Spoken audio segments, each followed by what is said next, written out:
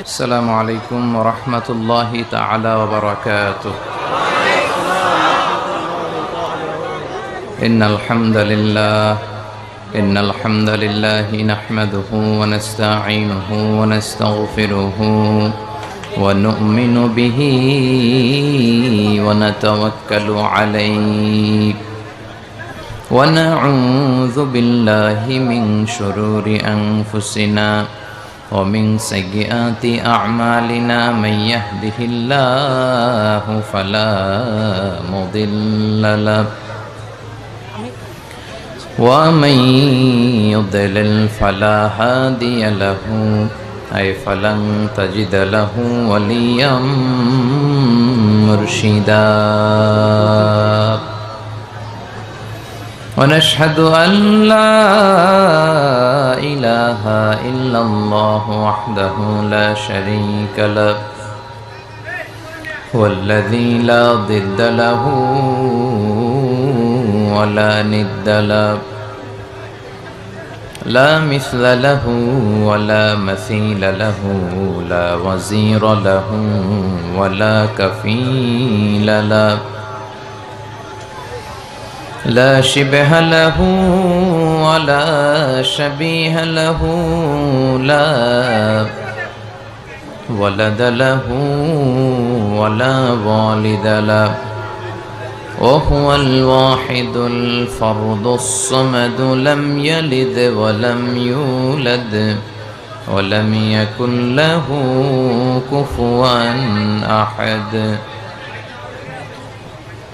ونشهد أن سيدنا ونبينا وحبيبنا وبشيرنا ونذيرنا وطبيبنا وطبيب أرواحنا وحبيبنا وحبيب ربنا محمدا عبد الله ورسوله أرسله بالحق بشيرا ونذيرا وداعيا إلى الله بإذنه وسراجا منيرا. أما بعد فقد قال الله تعالى في كلامه المجيد وفي فرقانه الحميد أعوذ بالله من الشيطان الرجيم. بسم الله الرحمن الرحيم. الحمد لله رب العالمين الرحمن الرحيم مالك يوم الدين إياك نعبد وإياك نستعين اهدنا الصراط المستقيم صراط الذين أنعمت عليهم غير المغضوب عليهم ولا الضالين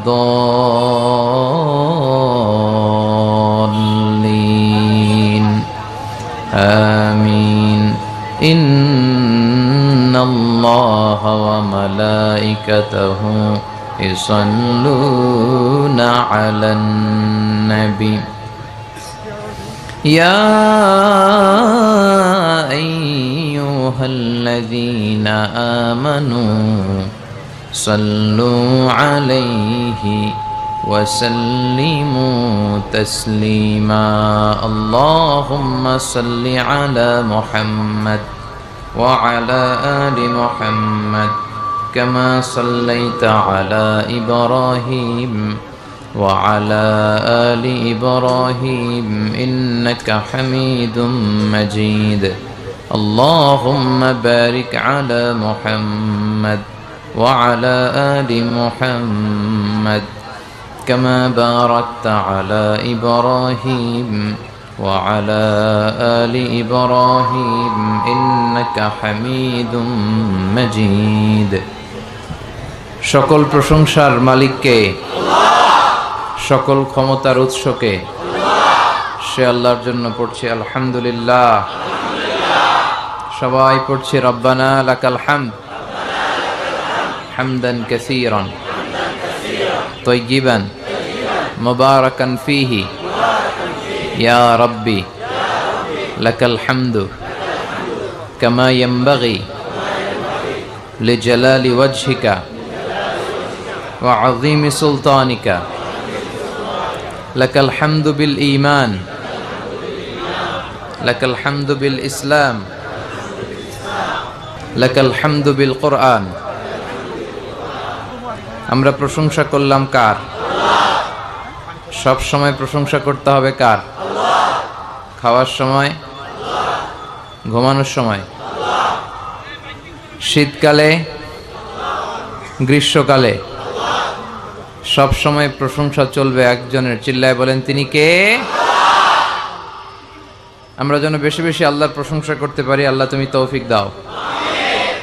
আমরা যেন বেশি বেশি আল্লাহর নামের জিকির করতে পারি, আল্লাহ তুমি তৌফিক দাও।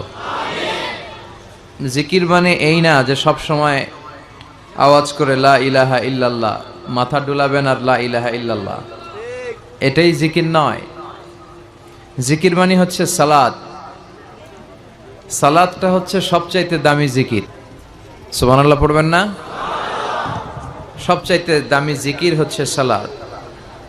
আকিমিস সালাতা লিযিকরি, আল্লাহ বলেন আমার স্মরণে তোমরা সালাত কায়েম করো। তো সালাতটা হচ্ছে সবচেয়ে বড় জিকির। এই যে আপনি 5 ওয়াক্ত সালাত মসজিদে যে পড়েন, তার মানে আপনি 5 বার জিকির করতেছেন। যতটুকু সময় আপনি মসজিদে থাকলেন, পুরো সময়টাই জিকির হিসেবে আপনার আমলনামায় তুলে দিবে কে?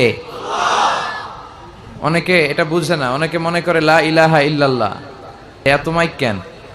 আমি তো হাত টাত নাড়াইতে পারবো না। হাত না নাড়ায় কথা কওয়া যায়? হ্যাঁ, তাহলে তো খবর পড়তে হবে, টিভির খবর পড়ার মতো। টিভির সংবাদ যারা পড়ে হাত নাড়ায় না, টক শো যারা করে এরা নাড়ায়। শুধু নাড়ায় না, মাঝে মাঝে এরকমও করে, আছে না নাই? তো এই জন্য হাত পা একটু নাড়াচাড়ার দরকার আছে। বিষ্ণু ঈসা ইসলাম আধুনিক যে শিক্ষা পদ্ধতি আমাদেরকে শিখিয়ে গিয়েছেন, সেখানে হাত পা নাড়াচাড়ার দরকার আছে না নাই? বিশ্বনবী বলতেন বুইস্তু আনা ওয়া সাআতু কাহাতাইন। এই হাত উঁচু করে বিশ্বনবী বললেন যে আমি এবং কিয়ামত এরকম পিঠাপিঠি নাজিল হয়েছি। আবার বলতেন আনা ওয়া কাফিলুল ইয়াতীমি কাহাকাযা, আমি এবং এতিমের রক্ষণাবেক্ষণকারী এইভাবে থাকবো জান্নাতে কাছাকাছি। আলহামদুলিল্লাহ পড়েন। এজন্য এতিমদের প্রতি রহম দিল হবেন। তো বিষ্ণু ঈসা ইসলাম বলেছেন আমি এবং ইয়াতিমের রক্ষণাবেক্ষণকারী এইভাবে থাকবো পিঠাপিঠি কাছাকাছি।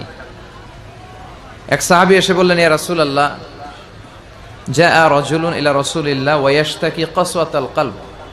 এসে বললেন ইয়া রাসূলুল্লাহ, আমার অন্তরটা বড় শক্ত, আমার হৃদয়টা বড় কঠিন, আমার চোখ দিয়ে পানি নামে না, আমার হৃদয়টা নরম হয় না, আমি কি করব? কি করলে আমার হৃদয় নরম হবে? বিশ্বনবী বললেন ইরহামিল ইয়াতীম, এতিমের প্রতি দয়া দেখাও।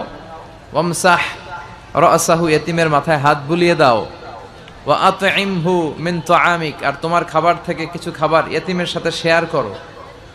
তাকুনু কলবুকা লাইয়িনান, তোমার হৃদয়টা আল্লাহ নরম বানায় দিবে। এজন্য এতিমের রক্ষণাবেক্ষণের দরকার আছে না নাই? আপনারা এতিমের দেখভাল করেন তো চকরিয়াতে? না এতিমের সম্পদ খেয়ে ফেলেন? এরকম কিছু ডাকাইত আছে না নাই? আল্লাহ বলে আল্লাযীনা ইয়াকুলুনা আমওয়ালাল ইয়াতামা যুলমান ইন্নামা ইয়াকুলুনা ফি বুতুনিহিম নারা ওয়া সায়াসলাউনা সাঈরা। যারা এতিমের সম্পদ খেয়ে ফেলে তারা আসলে সম্পদ খায় না, ওরা জাহান্নামের আগুনকে পেটে ঢুকায়। তো এজন্য খবরদার, এতিমদের প্রতি, ওরা সবচেয়ে সুবিধা বঞ্চিত মানুষ, ওদের দেখভাল করার কেউ নাই। একটু যেয়ে দেখবেন এতিমখানাগুলোতে কি অবস্থা। আমরা কত মজার মজার খাবার খাই, ওরা সপ্তাহে একদিনও গোশত খেতে পারে না। আলুর ভর্তা, আলুর চাশনি, সবজি, ডাল, লাবড়া, এগুলো খেয়ে ওদের জীবন চলে। তো ওদের সাথে একটু ভালো খাবার শেয়ার করবেন, ওদের মাথায় যে হাত বুলিয়ে দিবেন, আপনার হৃদয়টারে নরম করে দিবে কে? আমাদের এই বর্তমান যুগে আমরা এতটাই যান্ত্রিক লাইফ লিড করি, আমাদের হৃদয় নরম হতে চায় না, আমাদের চোখ বেয়ে পানি নামে না, তাই না? সেই কবে যে কেঁদেছিলাম মনে আছে? সর্বশেষ আল্লাহর ভয়ে কেঁদেছিলাম কবে? মনে নাই? মনে নাই? কারণ কাদাই তো হয় না, কান্না আসে না, তো চোখ বেয়ে পানি নামে না। কিন্তু আল্লাহর কাছে 2 ফোঁটা পানি সবচেয়ে বেশি প্রিয়। এক হচ্ছে জেহাদের ময়দানে রক্তের ফোঁটা, এই ফোঁটাটা আল্লাহর কাছে সবচেয়ে প্রিয়। আরেকটা হচ্ছে অনুতপ্ত বান্দার চোখের পানির ফোঁটা। দোয়া কবুল হওয়ার সবচেয়ে গুরুত্বপূর্ণ মাধ্যম হচ্ছে কান্না করা। কি করা? বিষ্ণু ঈসা ইসলামের জীবনে কোনো গুনাহ হয়েছে? কোনো পাপ? তারপরেও তিনি কান্না করতেন, দোয়া করতেন, আর বলতেন আল্লাহুম্মা ইন্নী আবদুক ওয়াবনু আবদিক ওয়াবনু আমাতিক নাসিয়াতি বিয়াদিক। হে আল্লাহ, আমি আপনার গোলাম, গোলামের ঘরের গোলাম, বান্দির ঘরের গোলাম। আল্লাহ, আমার 14 গোষ্ঠী আপনার গোলাম। নাসিয়াতি বিয়াদিক, আমার মাথার চুলের ঝুঁটি আপনার কুদরতি হাতের মুঠোয়, আপনি যেই দিকে টান দেন আমি ওই দিকে যেতে বাধ্য। আল্লাহ, নিজেরে কত ছোট করতেন আর কাঁদতেন। এজন্য চোখের পানির দরকার আছে না নাই? বিষ্ণু ঈসা ইসলাম মাঝে মাঝে এমন বয়ান দিতেন, সাহাবারা মনে করতেন কাআন্নাহা মাউইদাতু মুআদ্দি', মনে হয় এটাই বিদায়ী ভাষণ, এরপরে মনে হয় বিষ্ণুনবী ভাষণ দিবেন না। সাহাবারা বলতো আমাদের হৃদয় কেঁপে উঠতো বয়ান শুনে। জারাফাত মিনহাল উয়ুন, চোখ বেয়ে আমাদের দাঁড় দাঁড় করে পানি নামতো, আমাদের হৃদয়টা নরম হয়ে যেত, আমরা কাঁদতাম, বিশ্বনবীও কাঁদতেন। তো এখন আমাদের চোখ দিয়ে পানি নামে না। অনেক আলোচক আছে, তার পুরো আলোচনার জীবনে সে নিজেও কাঁদে না, তার কথা শুনে শ্রোতারাও কাঁদে না। এর কারণ হচ্ছে এদের হৃদয় নরম হচ্ছে না। হৃদয়টারে নরম করতে হবে। হৃদয় নরম করাটা অনেক গুরুত্বপূর্ণ জিনিস। চোখ দিয়ে পানি ঝরাতে পারা অনেক গুরুত্বপূর্ণ জিনিস। নিজের পাপের কথা স্মরণ করে আমাদের আল্লাহর কাছে কান্না করা উচিত এবং মাফ চাওয়া উচিত। চোখের পানি ছেড়ে যখন আপনি ক্ষমা চাইতে পারবেন, তওবা করতে পারবেন, ওই তওবা কবুল হয়ে যাবে। ঠিক কি না? আমরা পাপ করি নাই জীবনে, কোনো অন্যায় করি নাই আমরা, এরকম কেউ আছি? চকরিয়ার ভাইয়েরা কথা বলেন, কেউ আছি? কত পাপ, সগীরা কবিরা, জেনে না জেনে, ইচ্ছায় অনিচ্ছায়, লক্ষ লক্ষ পাপের বোঝা। ঠিক কিনা? লুকিয়ে পাপ করেছি, কেউ দেখে নাই, কিন্তু দেখেছে কে? পৃথিবী না জানুক আমি তো জানি, আমি কি পাপ করেছি হায়। পৃথিবী না জানুক আমি তো জানি, আমি কি পাপ করেছি হায়। আমার পাপের করলে বিচার, বাঁচার আমার নাই উপায়। দয়াময় প্রভু মাফ করো আমায়, মাফ করো আমায়। পড়েন আমিন।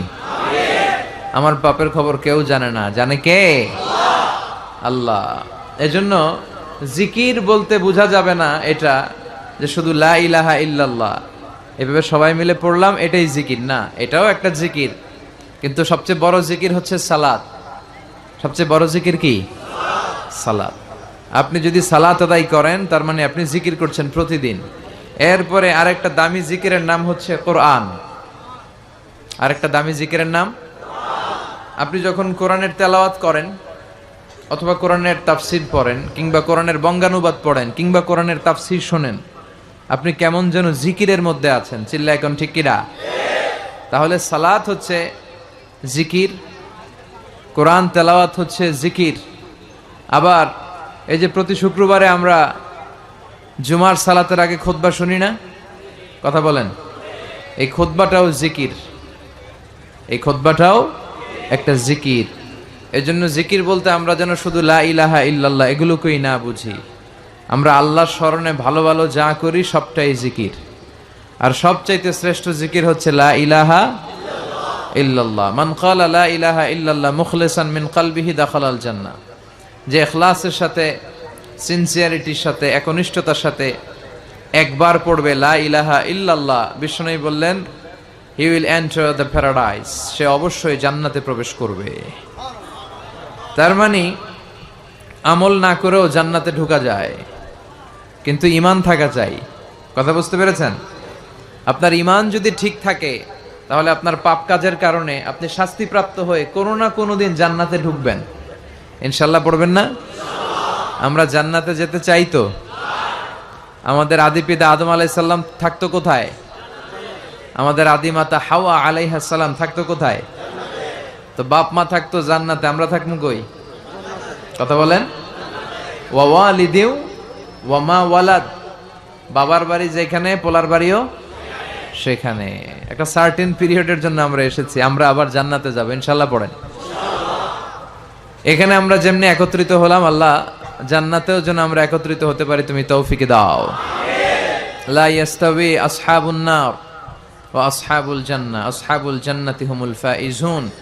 The people of paradise and the people of Jahannam, they are not equal. The people of paradise gained the ultimate success in life and hereafter. যারা জান্নাতি আর যারা জাহান্নামী তারা কখনো সমান হতে পারে না। যারা জান্নাতি তারা সফল, তারা সফল। এখন আমরা কই যাব, জান্নাতে না জাহান্নামে? আল্লাহ আমাদের সবাইকে জান্নাতেও তুমি একত্রিত করে দিও। আজকের মাহফিলটারে আমাদের নাজাতের ওসিলা বানাও। আমরা যেন আমাদের এই সময়গুলোরে কাজে লাগাতে পারি, তুমি তৌফিক দাও।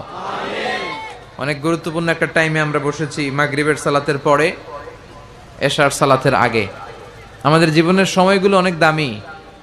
এই যে আপনারা যোগ বিয়োগ দিয়ে সময় বের করে আজকে তাফসির মাহফিলের জন্য এসেছেন, এই সময়টাকে যেন আমরা কাজে লাগাতে পারি, আমরা যেন কিছু শিখতে পারি, ঠিক কিনা? তাফসির মাহফিলে আমরা এক একজন এক এক উদ্দেশ্যে যাই। কেউ যাই হুজুরের দেখে আসি, একটু সবসময় ইউটিউবে দেখি। হ্যাঁ, কই দেখেন? ইউটিউবে দেখছেন কে কে? দেখি। ঠিক আছে, হাত নামান। তো এই ভালো জিনিস দেখেন, হ্যাঁ, এগুলোর পাশাপাশি আবার কুছ কুছ হোতা হ্যায়, এগুলো দেখেন না? এগুলো দেখবেন? নাচানাচের অনুষ্ঠান দেখবেন? জি বাংলা, স্টার জলসা, কিরণমালা, এগুলো দেখা যাবে? এগুলো দেশের 12টা বাজায় দিছে। চিল্লা এখন ঠিক কিনা? দেশের 12টা বাজাইলো রে হিন্দি ফিল্মে, দেশটা রসাতলে গেল রে নানা কুকর্মে। এসব দেখা মরি মোরা ভীষণ লজ্জা শরমে হিন্দি ফিল্মে। দেশের 12টা বাজাইলো রে হিন্দি ফিল্মে, দেশটা রসাতলে গেল রে নানা কুকর্মে। ফিল্ম দেখা 8 বছরের কলিমুদ্দির পোলায়, 9 বছরের জরিনারে দেয় যে গলায় মালা। আছে না নাই? ছোট্ট ছোট্ট বাচ্চা এখন ক্লাস 4-এ পড়ে, 5-এ পড়ে, তো ক্লাসের ভিতরে ভাগ করে নেয় কে কার। এইটা আমার, ওইটা তোর, মানে কে কার প্রেমিক প্রেমিকা, এগুলো ভাগ করে। পরে কোন ক্লাসে? ক্লাস 4-এ 5-এ। তো এই যে ইচড়ে পাকা ছেলে পেলেগুলো এত আগে এই সমস্ত বুঝতে শুরু করেছে। তারপরে এখন আবার আরেকটা পরিভাষা আছে, সবাই বলে বয়ফ্রেন্ড আর গার্লফ্রেন্ড। আছে না নাই? চকরিয়াতে আলহামদুলিল্লাহ এগুলো ঢুকে নাই? তোমাদেরও আছে? এগুলো করা যাবে না। চকরিয়ার যুবক ভাইয়েরা, এগুলো করা যাবে না। বিবাহ বহির্ভূত যে কোনো ধরনের সম্পর্ককে, এই জাতীয় এই লাভ রিলেশন, এই অ্যাফেয়ারগুলোকে হারাম করে দিয়েছে কে? এগুলো ভালো কিছু বয়ে আনে না খারাপ ছাড়া। চিল্লায় বলেন ঠিক কিনা? ফিল্ম দেখা 8 বছরের কলিমুদ্দির পোলায়, 9 বছরের জরিনারে দেয় যে গলায় মালা। ফিল্ম দেখা নেশা কইরায় আব্বারে কয় ড্যাডি গো হিন্দি ফিল্মে, দেশের 12টা বাজাইল রে হিন্দি ফিল্মে, দেশটা রসাতলে গেল রে নানা কুকর্মে। ঠিক কিনা?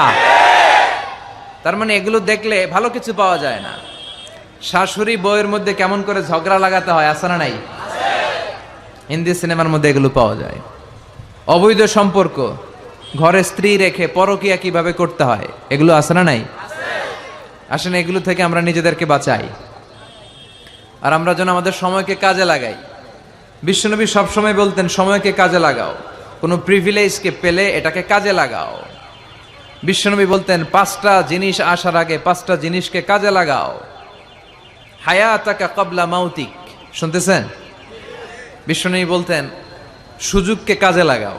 কি কাজে লাগাও? সুযোগ কি সবসময় আসে? বারবার আসে? এজন্য সুযোগকে কাজে লাগানোর দরকার আছে না নাই? বিশ্বনবী বলতেন হায়াতাকা ক্বাবলা মাউতিক, মৃত্যু আসার আগে জীবনকে কাজে লাগাও। এই জীবন আল্লাহর দেয়া সবচেয়ে দামি উপহার আমাদের জন্য, এটাকে যেন আমরা কাজে লাগাই। এরপরে বিশ্বনবী বলতেন শাবাবাকা ক্বাবলা হারামিক, বার্ধক্য আসার আগে তোমার যৌবনকে কাজে লাগাও। আমি তো দেখতে পাচ্ছি আমার সামনে 99% শ্রোতাই হচ্ছে যুবক। তোমরা অনেক কিছু করতে পারো প্রিয় ভাইয়েরা, তোমাদের মধ্যে অনেক শক্তি সম্ভাবনা, তোমরা চাইলে সমাজকে পাল্টে দিতে পারো, তোমরা চাইলে ইতিহাস গড়তে পারো। এই পৃথিবীতে ভালো ভালো যাই হয়েছে সব করেছে তোমাদের মতো তাগড়া ইয়াংরা, যুবকেরা। চিল্লায় বলো ঠিক কিনা? এজন্য বিষ্ণু বলতেন শাবাবাকা ক্বাবলা হারামিক, বার্ধক্য আসার আগে তোমাদের এই যে শক্তি, রক্ত গরম, এটার ইসলামের পক্ষে কাজে লাগাও। কোন দলের পিছনে ঘুরো, কাদেরকে নেতা মানো, কোথায় যে স্লোগান দাও, কোথায় যে সময় কাটাও, একটু চিন্তা করার দরকার আছে না নাই? তোমার জীবনের সবচেয়ে মাহেন্দ্র ক্ষণ এটা। কয়েক বছর পরে এই শক্তিটা থাকবে না। এখন যারা মুরব্বী তারাও একসময় যুবক ছিল নাকি? তারা ছোটবেলা থেকেই মুরব্বী? তারাও যুবক ছিল, তাদের গায়ে অনেক শক্তি ছিল। এজন্য এই সময়টা অল্প কিছু দিনের জন্য। রং ধরা যৌবন জং ধরে শেষ, থাকবে না। সময়ের আবর্তনে, কালের বিবর্তনে এই কুচকুচে কালো দাড়ি একদিন সাদা হয়ে যাবে, তাই না? এজন্য এই যৌবনটার জন্য আমরা কাজে লাগাই। এখনই আমাদের কাজ করার সময়, এখনই ছোটার সময়, এখনই দৌড়ানোর সময়। সমাজকে, পরিবারকে যা দেয়ার, আল্লাহর ইবাদত যা করার, এখনই তো করার সময়। এজন্য আমরা যেন যৌবনকে কাজে লাগাই। 3 নম্বরে বিশ্বনবী বলেছেন ফারাগাকা ক্বাবলা শুগলিক, তোমার ব্যস্ততা আসার আগে অবসরকে কাজে লাগাও। মাঝে মাঝে এমন ব্যস্ত আমরা হয়ে পড়ি, নাভিশ্বাস, শ্বাস ফেলার জায়গা থাকে না, ঠিক কিনা? এর ফাঁকে যখন একটু অবসর পাই আমরা ইবাদত করব কার? তারপর বিষ্ণু ইসলাম বলেছেন গানাকা ক্বাবলা ফাকরিক, তোমার দারিদ্রতা আসার আগে ধনাঢ্যতাকে কাজে লাগাও। আমাদের মধ্য থেকে আলহামদুলিল্লাহ যারা ধনী, আমাদেরকে ধন দিয়েছে কে? এটা কিন্তু পরীক্ষা। আল্লাহ ধনী বানিয়ে মানুষকে পরীক্ষা করে, আবার কাউকে গরিব বানিয়ে পরীক্ষা করে, ঠিক কিনা? তাই যারা সম্পদশালী হয়েছি তারা যেন এটাকে কাজে লাগাই, ইসলামের পক্ষে কাজে লাগাই। জাকাত যাদের ফরজ হয়েছে আমরা যেন জাকাত দেই। জাকাত যারা আদায় করে তাদেরকে পছন্দ করে কে? দে জাকাত, দে জাকাত, তোরা দে রে জাকাত, তোর দিল খুলবে পরে, আগে খুলো খাত। দে জাকাত, দে জাকাত, তোরা দে রে জাকাত। ঠিক কিনা? জাকাত দিলে আল্লাহ আপনার সম্মানকে বাড়িয়ে দিবে। বিশ্বনবী সাল্লাল্লাহু আলাইহি ওয়াসাল্লাম বললেন গানাকা ক্বাবলা ফাকরিক, তোমার দারিদ্রতা আসার আগে ধনাঢ্যতাকে কাজে লাগাও। এজন্য সম্পদশালী যারা হয়েছেন, আপনাকে এই সম্পদ দিয়েছে কে? চিল্লায় বলেন কে? নাকি আপনি মালিক হয়েছেন? এটা তো কারুনের স্বভাব ছিল। কারুন বলতো ইন্নামা উতীতুহু আলা ইলমিন ইনদি, আমি আমার জ্ঞান বিবেক আর বুদ্ধি দিয়ে সম্পদ কামিয়েছি। না, তুমি তোমার জ্ঞান বিবেক বুদ্ধি দিয়ে কিছুই কামাতে পারো নাই। তোমাকে সম্পদের মালিক বানিয়েছে কে? এরপর বিষ্ণু সাল্লাল্লাহু আলাইহি ওয়াসাল্লাম বললেন, সিহহাতাকা ক্বাবলা মারাদিক ক্বাবলা সাকমিক, তোমার অসুস্থতা আসার আগে তুমি তোমার সুস্থ সময়টাকে ইসলামের পক্ষে কাজে লাগাও। আমরা যখন অসুস্থ থাকি তখন আমাদের কিছু করার ক্ষমতা থাকে? এই যে এখন আমরা সুস্থ যে রইলাম, আমাদেরকে সুস্থ রাখলো কে? এই সুস্থতার মর্যাদা যেন আমরা বুঝি। এই পাঁচটা জিনিস আসার আগে পাঁচটা জিনিসকে কাজে লাগাতে বলেছে বিশ্বনবী মুহাম্মদুর রাসূলুল্লাহ সাল্লাল্লাহু আলাইহি সাল্লাম। আমরা যেন এগুলোকে কাজে লাগাই। এই যে আমাদের সময়টা আমরা যেন কাজে লাগাই, আমরা যেন ইখলাসের সাথে, ইয়াকিনের সাথে, ঈমানের সাথে কথাগুলো শুনি এবং জীবনটাকে যেন পরিবর্তন করি। আল্লাহ তুমি তৌফিক দাও। আরো জোরে পড়ি আমিন। মাতামুহুরি ব্রিজের পূর্ব পাশে দিঘির পাড় আলামিন ইসলামী কাফেলার সিরাতুন নবী সাল্লাল্লাহু আলাইহি ওয়াসাল্লামের মাহফিল। আজকের প্রোগ্রামের মোহতারাম সভাপতি আলহাজ মাওলানা নুরুল হক সাহেব, সিনিয়র শিক্ষক, আমজাদিয়া ফাজিল ডিগ্রি মাদ্রাসা। আসছে আপনি? মাশাআল্লাহ, তাবারাকাল্লাহ, হুজুর চলে আসছে।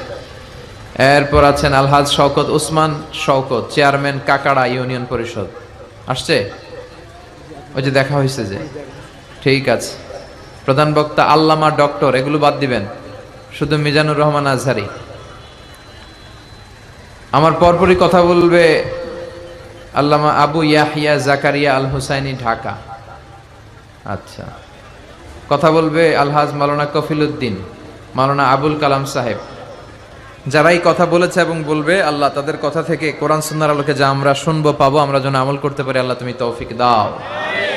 আরো জোরে পড়বো আমিন। আমরা আজকে কোরআনের সবচাইতে দামি সূরা থেকে কিছু কথা শুনবো, ইনশাআল্লাহ। পড়েন, বলেন কোরআনের সবচেয়ে দামি সূরা কোনটি? সবাই বলেন। একজন বলছে ইখলাস, আর আপনারা সূরা ফাতিহা, আপনারা বাকারা, ওইদিকে ফাতিহা, পিছনে দলাদলি দেখছেন? হ্যাঁ, আসলে সবচেয়ে দামি সূরা কোনটা আপনার? হ্যাঁ বলেন, কোন সূরা ছাড়া নামাজ হবে না? বাইতুল মুকাররমের ইমাম সাহেব যদি পড়ে সূরা ফাতিহা ছাড়া? কাবা ঘরের ইমাম শাইখ আব্দুর রহমান আস-সুদাই সূরা ফাতিহা ছাড়া নামাজ পড়ছে হবে? এমনকি বিশ্বনবী নিজেও যদি সূরা ফাতিহা ছাড়া নামাজ পড়ে, ওই নামাজটা হবে? হবে না। কারণ বিশ্বনবী নিজেই বলেছেন, লা সালাতা লিমান লাম ইয়াকরা বিফাতিহাতিল কিতাব, যে ব্যক্তি সূরা ফাতিহা সালাতে পড়ে না তার সালাত হয় না। বিশ্বনবী বলেছেন এটা হচ্ছে আফদালুস সুয়ার, আযমুস সুয়ার, বুখারীর বর্ণনা, আযমুস সুয়ার মিনাল কুরআন আল কারীম, কোরআনের সবচাইতে দামি সূরা। যে সূরা ছাড়া নামাজ হয় না, সূরাটার নাম মুখস্থ আছে না সবার? নাই কার কার দেখি?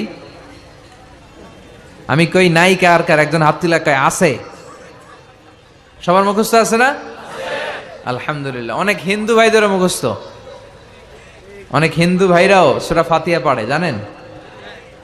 আল্লাহ তাদের হৃদয়ের ভিতরেও তুমি ইমানের নূর দিয়ে হৃদয়টাকে নুরানি করো। এটা আমাদের রেসপন্সিবিলিটি।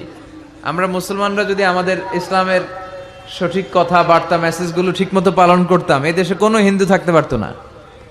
সব ইসলামের সৌন্দর্য, ভালোবাসা, ইসলামের ভিতরে ঢুকলেই লাভ, এই লাভ দেখা সব কালেমা পড়ে মুসলমান হয়ে যেত, ঠিক কিনা? কারণ আমরা নিজেরাই তো মানি না, নিজেদের মধ্যে কিলাকিলি আছে না নাই? তো এগুলো দেখে হিন্দুরা ভাবে আমরা যে ধর্ম পালন করি এটাই ভালো। এজন্য আমরা আমাদের ধর্মকে, আমাদের বিশ্বাস, আমাদের ধর্ম বিশ্বাসকে যেন আমরা রিপ্রেজেন্ট করতে পারি সুন্দরভাবে, সহজভাবে। খেয়াল রাখবেন, আদ-দীনু ইউসরুন লা উসরা ফি, দিন হচ্ছে সহজ, এর মধ্যে কাঠিন্যতা নেই। ইউরিদুল্লাহু বিকুমুল ইউসরা ওয়ালা ইউরিদু বিকুমুল উসরা, আল্লাহ তোমাদের জন্য সহজ চান, আল্লাহ তোমাদের জন্য কঠিন চান না, ঠিক কিনা? আল্লাহ দিনের মধ্যে কোনো কাঠিন্যতা দেন নাই। বিষ্ণু ঈসা ইসলাম বলেছেন, বাশশিরু ওয়ালা তুনাফিরু, ইয়াসসিরু ওয়ালা তুআসসিরু, তোমরা সুসংবাদ দাও, মানুষকে দিন থেকে ভাগিও না। আমরা দিন থেকে ভাগাই, আছে না নাই? একজন কালিমা পড়ে এখনই মুসলমান হয়েছে, এরপর আমি শুরু করলাম, আপনার কালকে থেকে সিগারেট ছাড়তে হবে, কালকে থেকে মদ ছাড়তে হবে, আপনার 5 ওয়াক্ত নামাজ পড়া লাগবে, সুন্নত পড়া লাগবে, এইটা লাগবে, ওইটা লাগবে, এইটা হারাম, ওইটা হারাম। ওইটা করা যাবে না, ওইটা নাই, ওইটা নাই, হ্যাঁ কইব তাইলে আমিও নাই। কথা বলেন, একই বলবে আমিও এই ধর্মে নাই। এজন্য সহজ করে আপনি রিপ্রেজেন্ট করেন। আজকে যদি কেউ কালিমা পড়ে মুসলমান হয়, ওরে আপনি কিচ্ছু বলবেন না, ওরে বলবেন আসো দেখো মসজিদে কি হয়, আমাদের তাফসির মাহফিলে কি বলে, কোরআন টোরান নিয়ে একটু ঘাটো। এরপর আস্তে আস্তে তারা সালাতে নিয়ে যাবেন, এক দুই একটা করে নিতে নিতে রমাদানে আসলে ইফতারি করাবেন আগে, এরপরে রোজার দাওয়াত দিবেন। ধীরে ধীরে সে ইসলামের ভেতরে ঢুকবে, গ্রাজুয়ালি। আল্লাহ কোনো কিছু হুট করে চাপায় দেয় না। এই আল্লাহর সুন্নতটাই আমরা ভুলে যাই। সুন্নাতুল্লাহি ফি আহকামি শরিয়া, আল্লাহ কিভাবে শরীয়তের আহকামগুলো পাঠালেন এগুলো আমরা ভুলে যাই। মদকে আল্লাহ তাআলা চাইলে একসাথে হারাম করতে পারতেন না, কিন্তু আল্লাহ তাআলা কিন্তু মদকে হুট করে হারাম করার ঘোষণা দেন নাই। সাহাবারা দেদারসে মদ খেত। আল্লাহ আয়াত নাজিল করলেন, ইসমুহুমা আকবারু মিন নাফআহিমা, মদের মধ্যে উপকারও আছে আবার ক্ষতিও আছে, তবে উপকারের চেয়ে ক্ষতি বেশি। এই আয়াত যখন নাজিল হলো, সাহাবারা মদ খাওয়া একটু কমিয়ে দিলেন। তারপরও সাহাবারা মদ খায়। বিশ্বনবীর মেয়ের জামাতা আলী রাদিয়াল্লাহু তাআলা আনহু মদ খায়া নামাজে দাঁড়াইছে। মাগরিবের সালাতের ইমামতি করতে যে সূরাতুল কাফিরুন লা আ'বুদু মা তা'বুদুনের জায়গায় ভুলে মাতলামি করতে করতে পড়তে শুরু করছে আ'বুদু মা তা'বুদুন, লা বাদ দিয়ে দিস। লা আ'বুদু মা তা'বুদুনের অর্থ হলো, ও কাফির মুশরিকরা, তোমরা যেই মূর্তির পূজা করো আমরা ওইটার পূজা করি না। কিন্তু উনি যেটা পড়ছে আ'বুদু মা তা'বুদুন, এর অর্থ হয়ে গেছে তোমরা যেটার পূজা করো আমরা ওইটার পূজা করি। ভেজাল আছে না নাই? কারণ উনি কি পড়তেছে উনি জানে? উনি তো মাতলামি, মদের ঘোর, মাতলামির ঘোর কাটে নাই। সবাই যে বিশ্বনবীরে বললেন দেখেন আপনার মেয়ের জামাই করছে কি। বিশ্বনবীর কাছে তখনই আয়াত চলে আসলো, লা তাকরাবুস সালাত ওয়া আনতুম সুকারা, খবরদার মদ খাইও তবে নামাজে যাওয়ার আগে খাইও না। সুবহানাল্লাহ পড়বেন না? এরপর সাহাবারা সারাদিন মদ খায় কিন্তু 5 ওয়াক্ত নামাজের আগে খায় না। 5টার সময়ে তারা মদ খাওয়া বন্ধ করে দিল। এরপর আস্তে আস্তে যখন মদ খাওয়া বন্ধ করতে অভ্যস্ত হতে শুরু করেছে, আল্লাহ আয়াত নাজিল করলেন, ইন্নামাল খামরু ওয়াল মাইসিরু ওয়াল আনসাবু ওয়াল আজলামু রিজজুম মিন আমালি শাইতানি ফাজতানিবু। চিরকালের জন্য এই কথা বললে আল্লাহ মদকে হারাম করে দিলেন। সুবহানাল্লাহ পড়েন। দেখেন কিভাবে আস্তে আস্তে গ্রাজুয়ালি, এটাই বুঝতে চায় না অনেকে। এটা আমাদের আস্তে আস্তে যে করতে হবে, পরিবর্তনটা যে আস্তে আস্তে হবে। আগে তো হৃদয়ে জায়গা করে নেবেন মানুষের। আগে মানুষের কোথায় ঢুকতে হবে? হৃদয়ে জায়গা করে নেন। তারপর ঠিকই মানুষের একটা আত্মবিশ্বাস আপনার উপর তৈরি হবে, আস্থার জায়গা তৈরি হবে। তখন আপনি মানুষকে গাইড করতে পারবেন। শুরুতে কয় হারাম, শুরুতে কি কয়? হারাম। মানুষকে ভয় দেখায়। বিশ্বনবী নিষেধ করেছেন ভয় দেখাবা না, খবরদার। বাশশিরু, সুসংবাদ দাও, জান্নাতের সুসংবাদ দাও, ক্ষমার সুসংবাদ দাও। আল্লাহ মহান, আল্লাহ দয়ালু। দ্য বিউটি অফ ইসলাম, ইসলামের সৌন্দর্যগুলো তুলে ধরো, বুঝাতে চেষ্টা করো যে ইসলামের নিয়মগুলো এটা স্বাস্থ্যসম্মত, এটা পরিবেশ বান্ধব, এটা আকলে ধরে, এটা সিভিলাইজড, এটা সভ্য একটা ধর্ম। এগুলো বুঝাও, সৌন্দর্যগুলো আগে মানুষের চোখের সামনে তুলে ধরো। অটোমেটিক্যালি মানুষ ইসলামের রাস্তায় চলে আসবে। চিৎকার করে বলেন ঠিক কিনা? আর শুরুই যদি করেন হারাম দিয়া, শুরুতেই কয়ে দিলাম হারাম, কেউ শুনবে?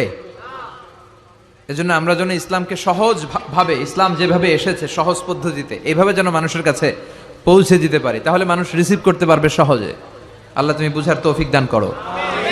তাহলে কোরআনের সবচেয়ে দামি সূরার নাম, আরো জোরে বলেন, সূরাতুল ফাতিহা। আউয়ালুস সুওয়ার নাযালা কামিলান, কোরআনের সর্বপ্রথম যেই সূরাটা পূর্ণাঙ্গভাবে একসাথে নাজিল হয়েছে সেটার নাম হচ্ছে সূরাতুল ফাতিহা। এর আগে কোন সূরা পরিপূর্ণভাবে একসাথে নাজিল হয় নাই। 5 আয়াত, 2 আয়াত, 3 আয়াত, পরে বিশ্বনবী এগুলো মিলাই নিছে। সুবহানাল্লাহ পড়েন।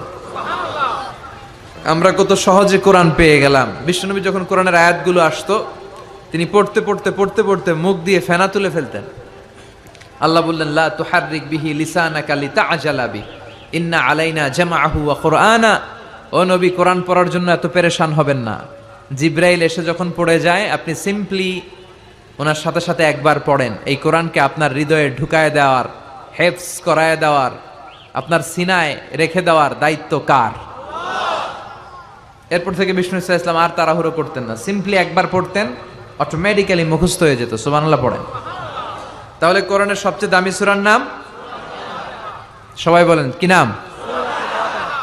সূরাতুল ফাতিহা, এটাকে বলা হয় প্রিফেস অফ দ্য বুক, মানে কোরআনের ভূমিকা, হ্যাঁ, introductory chapter of the holy Quran, কোরআনের প্রারম্ভিক চ্যাপ্টার, যেই চ্যাপ্টার দিয়ে আল্লাহ এই কোরআনটাকে শুরু করেছেন। কোরআনে মোট চ্যাপ্টার কয়টা?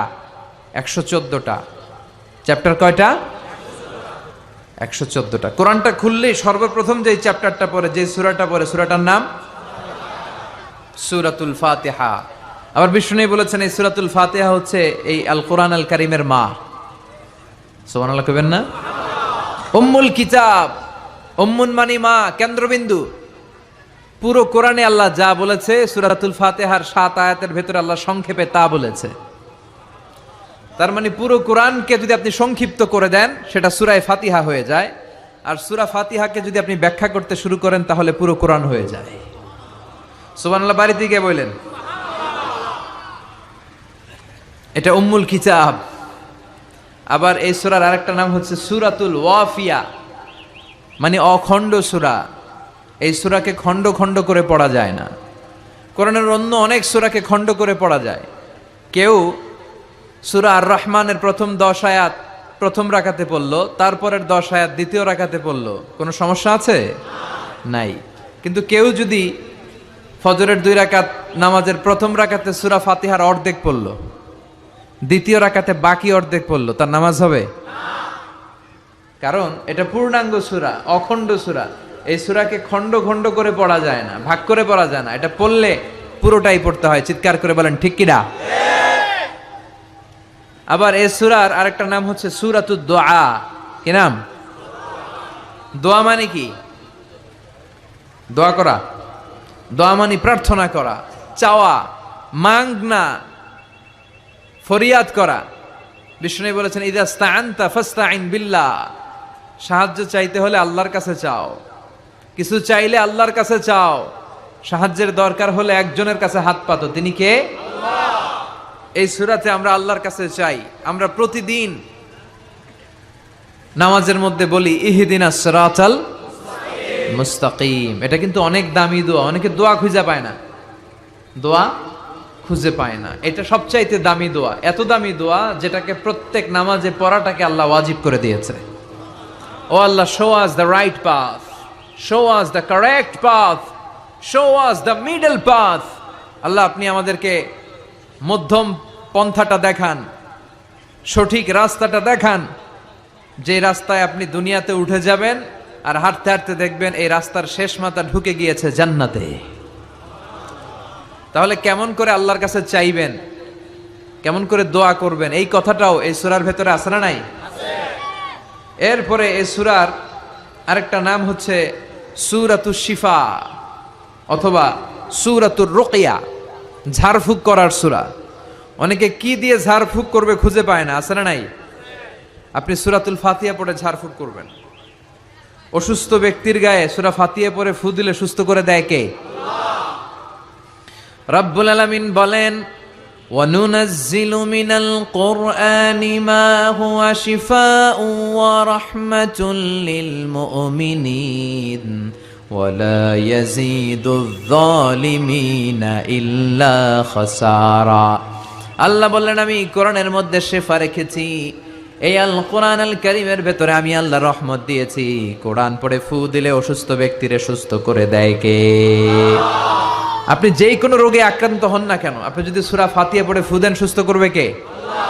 বিশ্বাস হয় না সন্দেহ লাগে?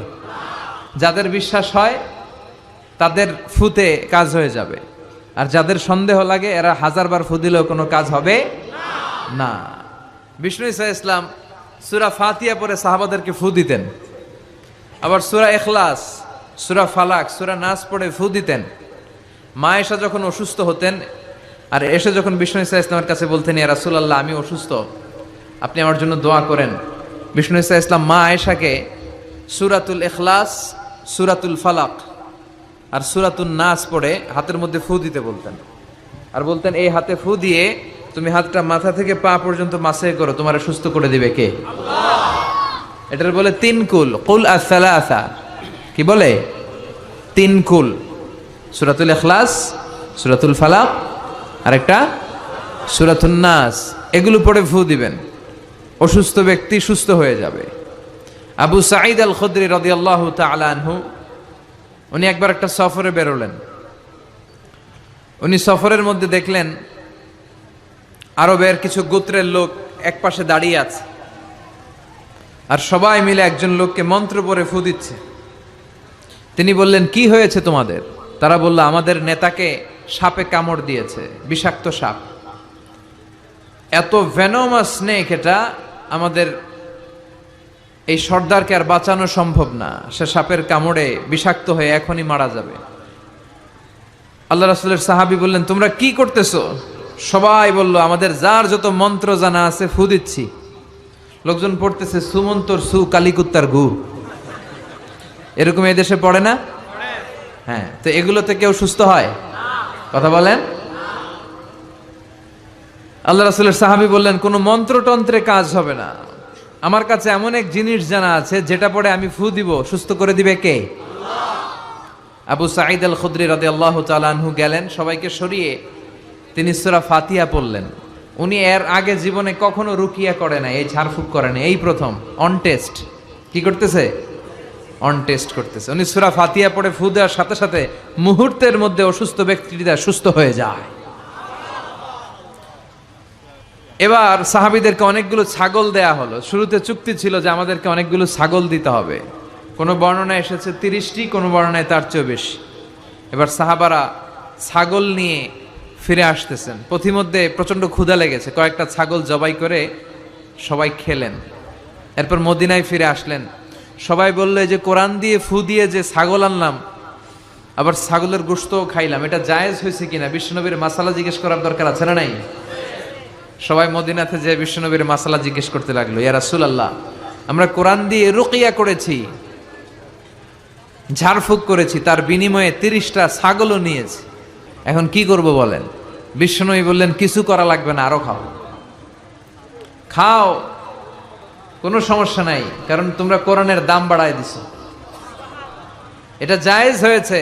আর তোমরা ভাগ বটোয়ারা করে ছাগল নেওয়ার পরে ছাগলের গোশত কিছু থাকলে আমারও দিও। সুবহানাল্লাহ পড়বেন না?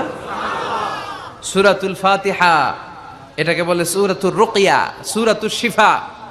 পৃথিবীর অনেক দেশে, মুসলিম দেশে, ওখানে আমি দেখেছি রুকিয়া সেন্টার আছে। কি সেন্টার? আর আমগো দেশে আছে কবিরাজির সেন্টার। কথা কন, আমগো দেশে কি সেন্টার? কবিরাজির সেন্টার। আপনাদের চকরিয়া আছে? কি দিয়ে করে এগুলা? হ্যাঁ, গাছের পাতা টাতা, হ্যাঁ, গাছের ঔষধি গুণ সমৃদ্ধ বনাজি যেই গাছ আছে ওগুলোর ভেতর থেকে শিফা নেওয়া যাবে, সমস্যা নাই। কিন্তু ব্যাঙের ঠ্যাং, টিকটিকির লেজ আছে না নাই, এগুলো দিয়ে মন্ত্রতন্ত্র পরে তাবিজ দেয়, এগুলো নেওয়া যাবে? তাবিজ ঝুলানো শিরক, তাবিজ ঝুলানো শিরক। কোরআনের আয়াত দিয়ে তাবিজ দিলে কি হবে? ইখতিলাফ আছে। কেউ বলেছে কোরআনের আয়াত দিয়ে হলে জায়েজ, কিন্তু শক্ত যে মতামতটা, অথেন্টিক যেই অপিনিয়ন, সেটা হচ্ছে না, আপনি তাবিজ ঝুলাবেন না, কারণ বিশ্বনবী ঝুলায় নাই, আপনি রুকিয়া করবেন। তো পৃথিবীর অনেক দেশে তাদের ওখানে আছে রুকিয়া সেন্টার, আমগো দেশে আছে কবিরাজ সেন্টার। এগুলো না করে আপনারা রুকিয়া সেন্টার করবেন। বিশ্বনবীর শিখানো যতগুলো পদ্ধতি আছে সবগুলোর ভেতরে বরকত আছে না নাই? বিশ্বনবী বলতেন, তোমরা কালিজিরা খাও, হাব্বাতুস সাউদা শিফাউন মিন কুল্লি দা ইল্লা সাম। বিশ্বনবী বলতেন, মৃত্যু ছাড়া এই কালিজিরা সব রোগের ঔষধ। এই কালিজিরা শুধু একটা রোগকে ভালো করতে পারে না, এই রোগটার নাম মৃত্যু। এটার কোনো চিকিৎসা আছে না। এরপর বিশ্বনবী মধু খাইতে বলতেন। মধু কোরআনে বলা হয়েছে, ফিহি শিফাউন লিন্নাস, মধুর ভেতরে মুমিনদের জন্য আছে রেমেডি, শিফা। আপনি মধু খাবেন, আপনারা সুস্থ করে দিবে কে? তো এজন্য বিশ্বনবীর শেখানো সবগুলো জিনিসের ভেতরে বারাকা। বিশ্বনবী সিঙ্গা লাগাতেন। কি লাগাতেন? আরবিতে এটাকে বলে হেজামা। পৃথিবীর অনেক দেশে হেজামা সেন্টার আছে। কি সেন্টার? হিজামা সেন্টার। এই কাপিং বলে এটাকে, প্লাস্টিকের কাপিং লাগায়, দেহের ভেতরে যে দূষিত রক্তগুলো আছে, যেখানে পেইন হয়, ব্যথা হয়, টেনে এই দূষিত রক্তটা বের করে দিবে আর আপনারা সুস্থ করে দিবে কে? বিশ্বনবী এই কাপিং করতেন। আমাদের বাংলাদেশেও অনেক ওই যে সাপের খেলা দেখায় যে মহিলারা, এরাও এগুলো করে উল্টা পাল্টা। এরা গান বানায়, কয় পক্ষ আয় যক্ষ আয়, সিঙ্গা লাগায়, সাপের খেলা দেখায়, আছে না নাই? এই সাপের খেলা দেখাবে, পক্ষ আয় যক্ষ আয় বলবে, আসলে কিছুই বের করতে পারে না। বিশ্বনবীর শিখানো যতগুলো পদ্ধতি আছে আমরা সেগুলো মানবো, ওগুলোর ভেতরে বরকত দিয়েছে কে? এখন গোটা বিশ্বের বিভিন্ন জায়গায় বিশ্বনবীর এই হেজামা, সিঙ্গা লাগানোটা, এটা ল্যাবরেটরিক্যালি প্রুভড হয়েছে যেটা স্বাস্থ্যকর। এবং আমি দেখলাম গত বিশ্বকাপে একজন ফুটবলার তারকা, সে তার দেহের অনেক জায়গায় সিঙ্গা লাগিয়েছে। আলহামদুলিল্লাহ পড়েন। তার মানে ইউরোপ, আমেরিকায়, গোটা বিশ্বে বিশ্বনবীর এই সুন্নাহগুলো ছড়াই দিচ্ছে কে? ওয়ালা বাইতা ওয়াবার ওয়ালা মাদার ইল্লা আদখালাহুল্লাহু হাযা দ্বীন। আল্লাহর ওয়াদা, আল্লাহ বলেছেন নবী, এই পৃথিবীতে এমন কোনো জঙ্গল থাকবে না, মরুভূমি থাকবে না, এমন কোনো ঘর থাকবে না, বাড়ি থাকবে না, এমন কোনো পাহাড় থাকবে না, এমন কোনো জায়গা থাকবে না যে জায়গায় আমি কালেমার কথা আর ইসলামের কথাকে পৌঁছায় দেব না। প্রতিটা জায়গায় ইসলামের কথাকে পৌঁছায় দিবে কে? কালেমার বাণীকে পৌঁছে দিবে কে? তাহলে অসুস্থ হলে কোন সূরা পড়ে ফু দিবেন? কথা বলেন। হুজুরের কাছে গেলে হুজুর এটা পড়েই ফু দেয়। আমাদের কাছে আসলে আমরা কি বানায় বানায় কিছু পড়তে পারবো না? আমরাও সূরা ফাতিহা পড়েই ফু দেই। তা আপনিও সূরা ফাতিহা পড়ে ফু দিবেন। আর আব্বা আম্মার কাছে দোয়া চাইবেন বেশি। কার কাছে? মায়ের দোয়া আল্লাহ কোনোদিন ফিরায় দেয়? কথা বলেন। ওগো মা তুমি এই ধরনের শ্রেষ্ঠ নেয়ামত, তোমারই পদ তলে রয়েছে জান্নাত। ওগো মা তুমি এই ধরনের শ্রেষ্ঠ নেয়ামত, তোমারই পদ তলে রয়েছে জান্নাত। আলহামদুলিল্লাহ পড়েন। সালাসু দাওয়াতিন মুস্তাজাবা, 3 ব্যক্তির দোয়া আল্লাহ ফিরায় না। এক হচ্ছে মুসাফিরের দোয়া, 2 হচ্ছে মজলুমের দোয়া, 3 হচ্ছে মায়ের দোয়া, বাবার দোয়া, ছেলে মেয়েদের জন্য হাত তুলে দোয়া করতে দেরি, ওই দোয়া কবুল হতে দেরি হয়। এজন্য মায়ের কাছে দোয়া চাইবেন তো, বাবার কাছে। গোটা পৃথিবীর সবগুলো পীর সাহেব মিলে যদি ফু দেয় আর আপনার মা যদি শুধু বিসমিল্লাহ বলে ফু দেয়, মায়ের দোয়া কবুল করে নিবে কে? কত বড় দামি সম্পদ আমাদের ঘরে আমরা জানি না। বিষ্ণু বলেছেন কিয়ামতের একটা আলামত হচ্ছে, কিয়ামতের আগ দিয়ে বিয়ের পর ছেলেগুলো মাকে ভুলে যাবে আর বউয়ের অন্যার পিছনে খালি ছুটবে, দৌড়াবে। বউ পাগলা, মারে ভুলা যায়, আছে না নাই? চকরিয়াতে মাশাআল্লাহ এগুলা নাই কি? বেশি? সর্বনাশ। যুবক ভাইরা এগুলো করবা না। আব্বা আম্মার কাছ থেকে দোয়া নিবা। খেয়াল রাখবেন, আপনি যত নামাজ পড়েন, আপনি যত রোজা করেন, আপনি যত ইবাদত করেন, আপনি যত হজ করেন, যত দান করেন, আপনার আব্বা আর আপনার আম্মা যদি আপনার উপরে নাখোশ থাকে, আপনার ইবাদত আপনারে বাঁচাতে পারবে না। আপনি সেজদা দিতে দিতে কপালে দাগ ফেলেছেন, এই কালো দাগে আপনারে কিছু করে দিতে পারবে না যদি আব্বা আম্মা আপনার বিরুদ্ধে আল্লাহর কাছে নালিশ করে। এজন্য আব্বা আম্মার কাছ থেকে দোয়া নিতে রাজি আছেন তো?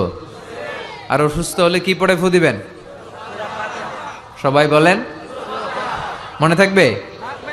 পেটে ব্যথা, মাথায় ব্যথা, ডায়াবেটিক্স, গ্যাস্ট্রিক, আলসার, সবাই বলেন কোন সূরা?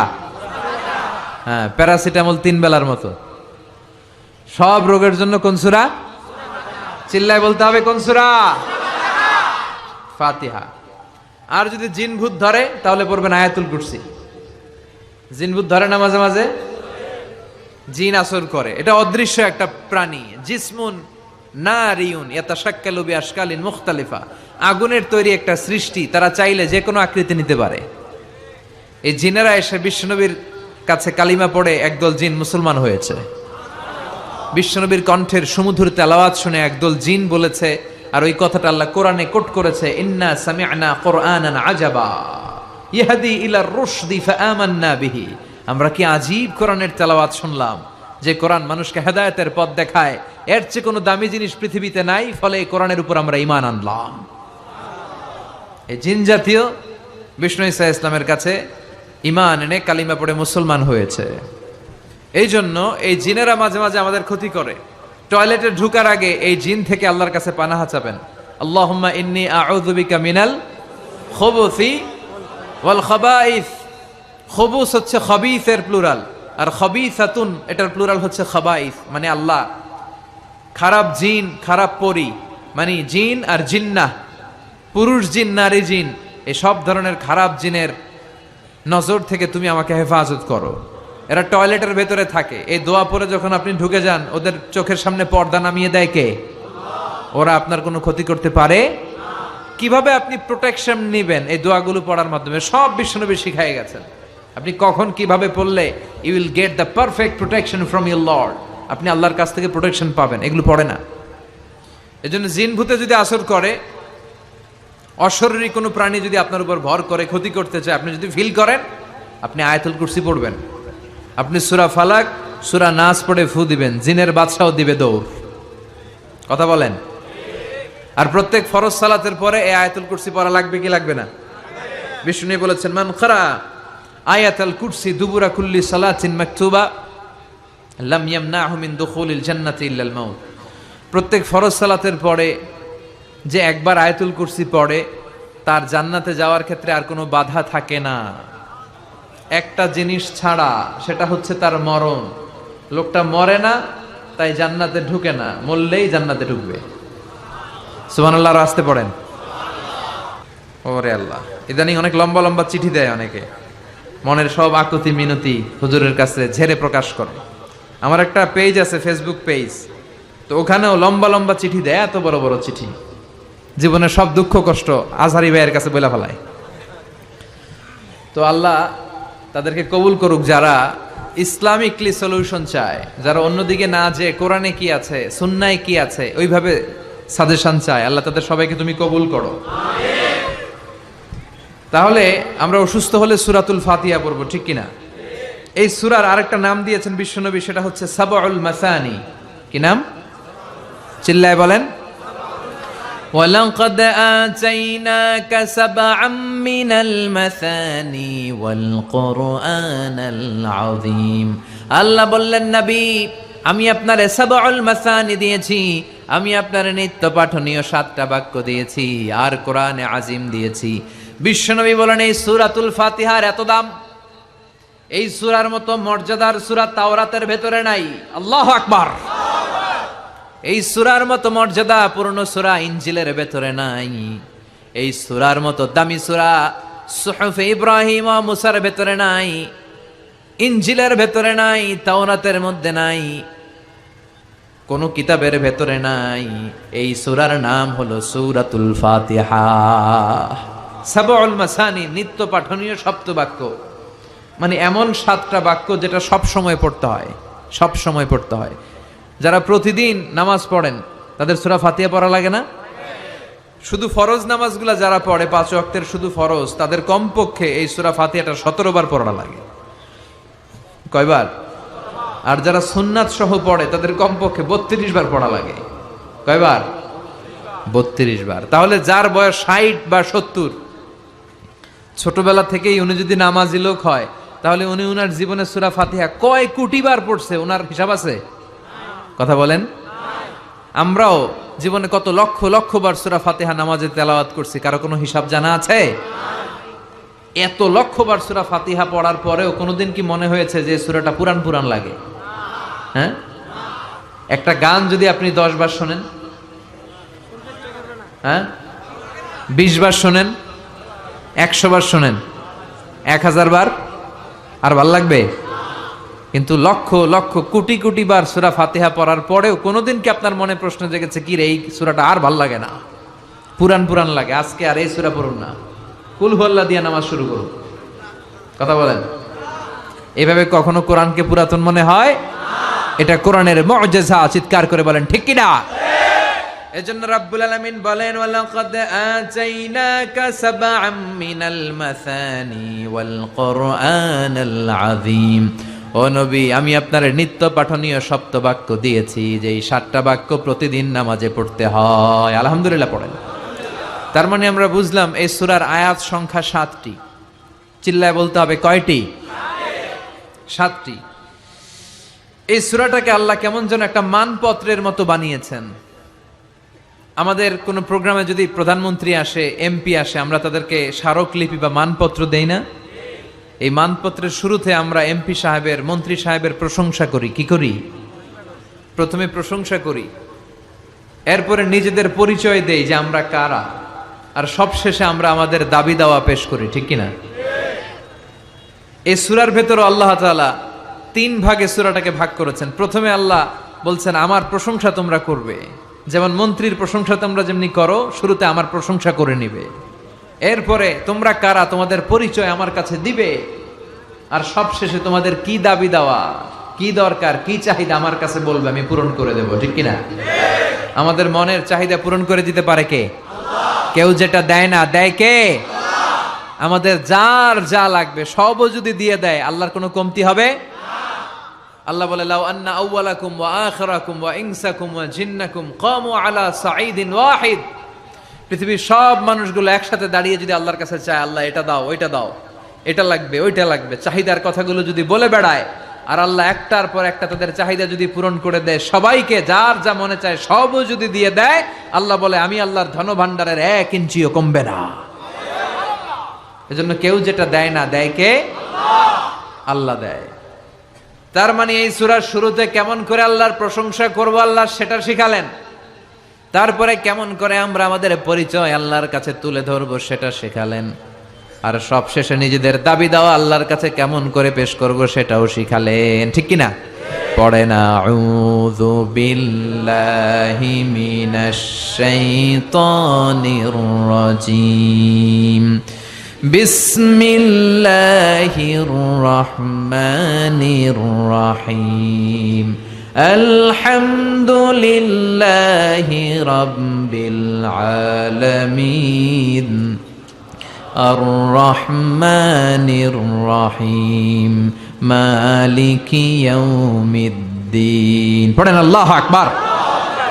আল্লাহ শুরু করলেন কেমন করে আমরা আল্লাহর প্রশংসা করব। আল্লাহ বললেন এভাবে কর, প্রত্যেক নামাজের শুরুতে বল আলহামদুলিল্লাহি রাব্বিল আলামিন, সকল প্রশংসার মালিক, এই দুনিয়ার বুকে যত ধরনের প্রশংসা হতে পারে সব প্রশংসার মালিক কে? হামদুন মানে প্রশংসা, হামদুন মানে প্রশংসা। আর হামদুনের সাথে যদি আলিফ লাম লাগানো হয় তাহলে অর্থ হয়ে যায় সকল প্রশংসা। আওয়াজ করে বলেন হামদুন মানে, আর যদি আলিফ লাম লাগায় দেন তাহলে অর্থ হয় সকল প্রশংসা। প্রশংসা যত ধরনের হতে পারে, যত ডিজাইনের হতে পারে, যত স্টাইলের হতে পারে, যত কিসিমের হতে পারে, সকল প্রশংসার মালিক কে? আল্লাহ। প্রশংসা হয় সুন্দরের, প্রশংসা হয় কার? যেটা অসুন্দর, কুৎসিত, খারাপ দেখা যায় ওইটার প্রশংসা হয়? প্রশংসা হয় কিসের? আর সবচেয়ে সুন্দর কে? চিল্লায় বলেন কে? দুনিয়া সুন্দর, মানুষ সুন্দর, আসমান সুন্দর, জমিন সুন্দর, সুন্দরে সুন্দরে পাল্লা, জানি না কত সুন্দর তুমি আল্লাহ, জানি না কত সুন্দর তুমি আল্লাহ। দুনিয়া সুন্দর, মানুষ সুন্দর, আসমান সুন্দর, জমিন সুন্দর, সুন্দরে সুন্দরে পাল্লা, জানি না কত সুন্দর তুমি আল্লাহ, জানি না কত সুন্দর তুমি আল্লাহ। সুবহানাল্লাহ পড়েন। আল্লাহর চাইতে সুন্দর কেউ আছে? কিন্তু আল্লাহর সৌন্দর্য আমরা কেউ দেখেছি? কিন্তু আমরা জান্নাতে গেলে অবশ্যই দেখবো। চিল্লায় এখন ঠিক কিনা? আল্লাহ বললেন উজুহু ইয়াউমা ইযিন নাযিরা ইলা রাব্বিহা নাযিরা, সেদিন তোমাদের চেহারাগুলো আলোকোজ্জ্বল হয়ে আল্লাহর দিকে তাকায় থাকবা। আবার বিশ্বনবী বললেন ইন্নাকুম সাতারাউনা রাব্বাকুম আয়ানান কামা তারাউনা হাযাল কামার, এই যে পূর্ণিমার চাঁদটা তোমরা 2 চোখ দিয়ে চাক্ষুষ যেমনি দেখো, জান্নাতে ঢুকলে আল্লাহরও ঠিক তেমনি দেখতে পাবা। আল্লাহ জান্নাতীদেরকে ডেকে বলবেন ও জান্নাতীরা, এই কোরআনে আমি নাজ নেয়ামতের যা বলেছিলাম সব বুঝে পাইছো? সব জান্নাতীরা বলবে আল্লাহ সব বুঝে পাইছি। এক জান্নাতি হাত তুলে বলবে আল্লাহ পাই নাই। সবাই কয় পাইছি, একজন কি কয়? আল্লাহ বলবেন সবাই বলল পেয়েছে, তুমি বললা পাও নাই, তাহলে তুমি বলো তুমি কি পাও নাই। ওই জান্নাতি বলবে আল্লাহ আমরা আপনারে পাই নাই। আল্লাহ আপনারাই তো পাই নাই, কারণ এত কিছু পাইছে আপনারে তো পাই নাই, আপনারা দেখি নাই তো। আল্লাহ বলবেন তাই, আমারে দেখতে মনে চায়, ঠিক আছে, কারণ জান্নাতীরা যাই চাবে তাই পাবে। তো তোমরা যখন আমারে দেখতে চাইছো, আমি ওই দেখাও দেবো, চিল্লা এখন ঠিক কিনা। আল্লাহ তখন বিশাল কনফারেন্স রুম করবেন, ওই রুমের ভেতরে, ওই হলের ভিতরে আল্লাহ সবাইকে বসার সুযোগ দিবেন জান্নাতীদেরকে, এবং সেখানে আল্লাহ তাআলা নিজের সৌন্দর্য, নিজের নূরের তাজাল্লি জান্নাতীদের কাছে প্রকাশ করে দিবেন। সব জান্নাতীরা বসবে, বসার পর আল্লাহ নূরের তাজাল্লি সামান্য এক মুহূর্তের জন্য জান্নাতীদেরকে দেখাবেন, একটা মুহূর্ত, লম্বা সময়ের জন্য নয়। সবাই বসবে বিশ্বনবী সবার সামনে, তারপরে নবীরা, সিদ্দিকিন, সুহাদা, সালেহিন, এরপরে আমরা যারা জান্নাতে যাওয়ার সুযোগ পাবো আমরাও বসবো ইনশাল্লাহ। পড়েন, বসা লাগবে না? যাওয়া লাগবে না? আল্লাহরে দেখা লাগবে না? সবাই বসবে। বসার পরে আল্লাহ তাআলা তখন হঠাৎ করে সাডেনলি এক মুহূর্তের জন্য নূরের ঝলকানি দেখিয়ে পর্দা নামিয়ে দিবেন। এক মুহূর্তের জন্য, লম্বা সময়ের জন্য নয়, কিন্তু জান্নাতীরা ওই এক মুহূর্তের ঝলকানি দেখে অপলক নেত্রে এরকম তাকায় থাকবে, লক্ষ লক্ষ কোটি কোটি বছর এরকম তাকায় থাকবে। কিন্তু সামনে কি আর নূরের ঝলক আছে? ওইটা আসছিল এক মুহূর্তের জন্য, তারপরেই তো নাই। কিন্তু কি যে দেখলাম, কি সুন্দর, ওইটা দেখে লক্ষ কোটি বছর শেষ হয়ে যাবে, কেটে যাবে। সুবহানাল্লাহ পড়েন। তার মানে প্রশংসা হয় সুন্দরের, আর আল্লাহর চাইতে সুন্দর মহাবিশ্বে কেউ নাই। এজন্য সকল প্রশংসার মালিক কে? বিষ্ণু বলেন, ইদা মুদিহাল ফাসিক গাদিবার রব ওয়াহতাজ্জালাহুল আরশ। কোন ফাসিকের প্রশংসা করো না, কারণ ফাসিকের প্রশংসা করলে আল্লাহর আরশ কেঁপে যায়, আল্লাহ রাগান্বিত হয়ে যায়। চিল্লা এখন ঠিক কিনা? কিন্তু আমাদের সমাজে ফাসিকের প্রশংসা আছে না নাই? ফাসিকের প্রশংসা না করলে চাকরি থাকে না, এরকম আছে না নাই? মসজিদের সভাপতি ঘুষ খায়, সুদ খায়, আছে না নাই? কিন্তু ইমাম সাহেব যদি প্রশংসা না করে, ইমাম সাহেবের চাকরি নাই। চিল্লা এখন ঠিক কিনা? সমাজপতি, সমাজের নেতা, এদের প্রশংসা করা লাগে, ভালো হইলেও প্রশংসা করা লাগে, খারাপ হইলেও প্রশংসা করা লাগে। কিন্তু বিশ্বনবী বলেন, কেউ যদি ফাসিক হয় খবরদার, তার কোনো প্রশংসা করা যাবে না। চিৎকার করে বলেন ঠিক কিনা? এজন্য আল্লাহ বললেন, আলহামদুলিল্লাহি রাব্বিল আলামিন, সকল প্রশংসার মালিক হলাম আমি। এই দুনিয়ার বুকে যত ধরনের প্রশংসা হতে পারে, প্রশংসার মালিক কে? আমরা আল্লাহর প্রশংসা করে শেষ করতে পারবো? কথা বলেন। আল্লাহর প্রশংসা যে আমরা করব, কম কম না বেশি বেশি? বিষ্ণু ঈসা ইসলাম মসজিদে নববীতে নামাজের ইমামতি করছেন। আল্লাহু আকবার বলে নামাজ শুরু করলেন, রুকু করলেন, রুকু থেকে দাঁড়িয়ে পড়লেন সামি আল্লাহু লিমান হামিদা। পেছন থেকে সাহাবারা মনে মনে আওয়াজ করে বলল, ফিসফিস করে, রব্বানা ওয়ালাকাল হামদ। এক সাহাবী বলল, হামদান কাসীরান তাইয়িবান মুবারাকান ফি। নামাজ শেষে বিষ্ণুই বললেন, কে পড়েছ হামদান কাসীরান তাইয়িবান মুবারাকান ফি? এটা তো আমি শিখাই নাই, কে পড়েছ? এক সাহাবী বলেন, নবী আমি পড়েছি। কেন পড়েছ? আমি তো এটা শিখাই নাই। কই পাইছো? আমি নিজেই বানাইছি। সুবহানাল্লাহ কইবেন না? বিষ্ণুই বললেন, আমি শিখাই নাই, তুমি পাইলা কই? নিজের মন মতো বানালা কেন? সাহাবী বলে, নবী আল্লাহর প্রশংসা কম কম করলে আমার ভালো লাগে না, করতে মনে চাই বেশি বেশি, এজন্য এটা আমি বানাই নিজে নিজে আল্লাহর প্রশংসা করছি। বিশ্বনবী খুশি হয়ে গেলেন, বললেন, আরে ভয় পেও না, চিন্তা করো না, আমি নামাজরত অবস্থায় দেখেছি তোমার যে অতিরিক্ত হামদান কাসীরান তাইয়িবান মুবারাকান ফির অতিরিক্ত 4টা তাসবির যে সওয়াবটা, এই 4টা তাসবির সওয়াবটা কে কার আগে এই সওয়াবটা আল্লাহর আরশে পৌঁছে দিবে, এ নিয়ে 30 জনেরও বেশি ফেরেশতা আকাশে প্রতিযোগিতা করছিল। তাহলে আল্লাহর প্রশংসা আমরা করব কম কম না বেশি বেশি? সকল প্রশংসার মালিক কে? আল্লাহ। আল্লাহর সবচেয়ে বেশি প্রশংসা করেছে কে? বিশ্বনবী মুহাম্মদ সাল্লাল্লাহু আলাইহি ওয়াসাল্লাম। এজন্য ওনার নামের ভেতরেও প্রশংসার শব্দ আছে না নাই? আলহামদু এসেছে হা মিম দাল থেকে। বিশ্বনবীর নামের ভেতরে এই হা মিম দাল আছে না নাই? বিশ্বনবীর সবচেয়ে বিখ্যাত নাম হচ্ছে মুহাম্মদ। বিখ্যাত নামটা কি? এর ভেতরে হা মিম দাল আছে না নাই? এরপরে সবচেয়ে বিখ্যাত যে নামটা বিশ্বনবীর, সেটা হচ্ছে আহমদ। আহমদের ভেতরে হা মিম দাল আছে না নাই? আবার বিশ্বনবী কিয়ামতের দিন জান্নাতীদেরকে নিয়ে যখন জান্নাতের দিকে ছুটে যাবেন, তখন বিশ্বনবীর হাতে একটা পতাকা শোভা পাবে। ওই পতাকার মধ্যে ওই শব্দটা লেখা থাকবে যেই শব্দ দিয়ে আল্লাহ সূরাতুল ফাতিহা শুরু করেছেন। কোন শব্দ দিয়ে আল্লাহ সূরা ফাতিহা শুরু করেছেন? আলহামদু। বিশ্বনবীর এই পতাকার মধ্যে লেখা থাকবে আলহামদু। সুবহানাল্লাহ পড়েন। লিওয়াউল হামদ মানে প্রশংসার পতাকা। কারণ এই নবী দুনিয়ার বুকে সবচাইতে বেশি প্রশংসা করেছে কার? এজন্য এই নবী প্রশংসার পতাকা নিয়ে জান্নাতবাসীদেরকে সাথে নিয়ে জান্নাতের দিকে ছুটে যাবে। এজন্য আল্লাহ ডেকে বলে, গোলাম আমার প্রশংসা করে কোনোদিন তোরা শেষ করতে পারবি না। ওয়া ইন তাউদ্দু নি'মাতাল্লাহি লা তুহসুহা ইন্নাল ইনসানা লাযালুমুন কাফফার। আল্লাহ বলে, আমি আল্লাহর দেয়া নেয়ামতগুলো যদি হাত দিয়ে গুনতে শুরু করে দাও, তোমার গুনতে গুনতে জীবন শেষ হয়ে যাবে, হায়াত ফুরিয়ে যাবে, আমার নেয়ামত গুনে শেষ করা যাবে না। সাগরের জলকে কালি করে, গাছের পাতাকে খাতা করে, তোমার মহিমা লেখা শেষ হবে না, যদিও লিখি প্রভু জীবন ভরে। সাগরের জলকে কালি করে, গাছের পাতাকে খাতা করে, তোমার মহিমা লেখা শেষ হবে না, যদিও লিখি প্রভু জীবন ভরে। সাগরের জলকে কালি করে, ঠিক কি না? কি উপমা দিলেন আল্লাহ!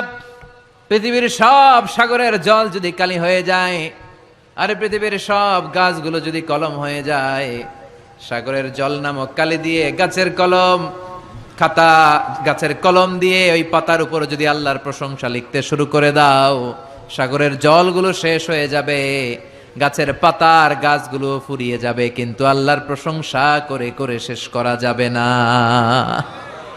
আল্লাহর প্রশংসা করে কোনোদিন শেষ করা যাবে? এজন্য সবসময় প্রশংসা করতে হবে কার? কম কম না বেশি বেশি?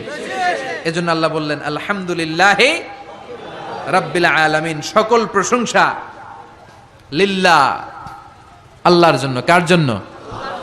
আমরা সব সময় আল্লাহ নামের জিকির করি কি করি না? जो तो मिटाना चाहे जीवन का तृष्णा, सुबह शाम बोल बंदे कृष्णा कृष्णा कृष्णा। ওরাও ডাকে, কিন্তু ওরা ডাকে কৃষ্ণা কৃষ্ণা কৃষ্ণা, ঠিক কি না?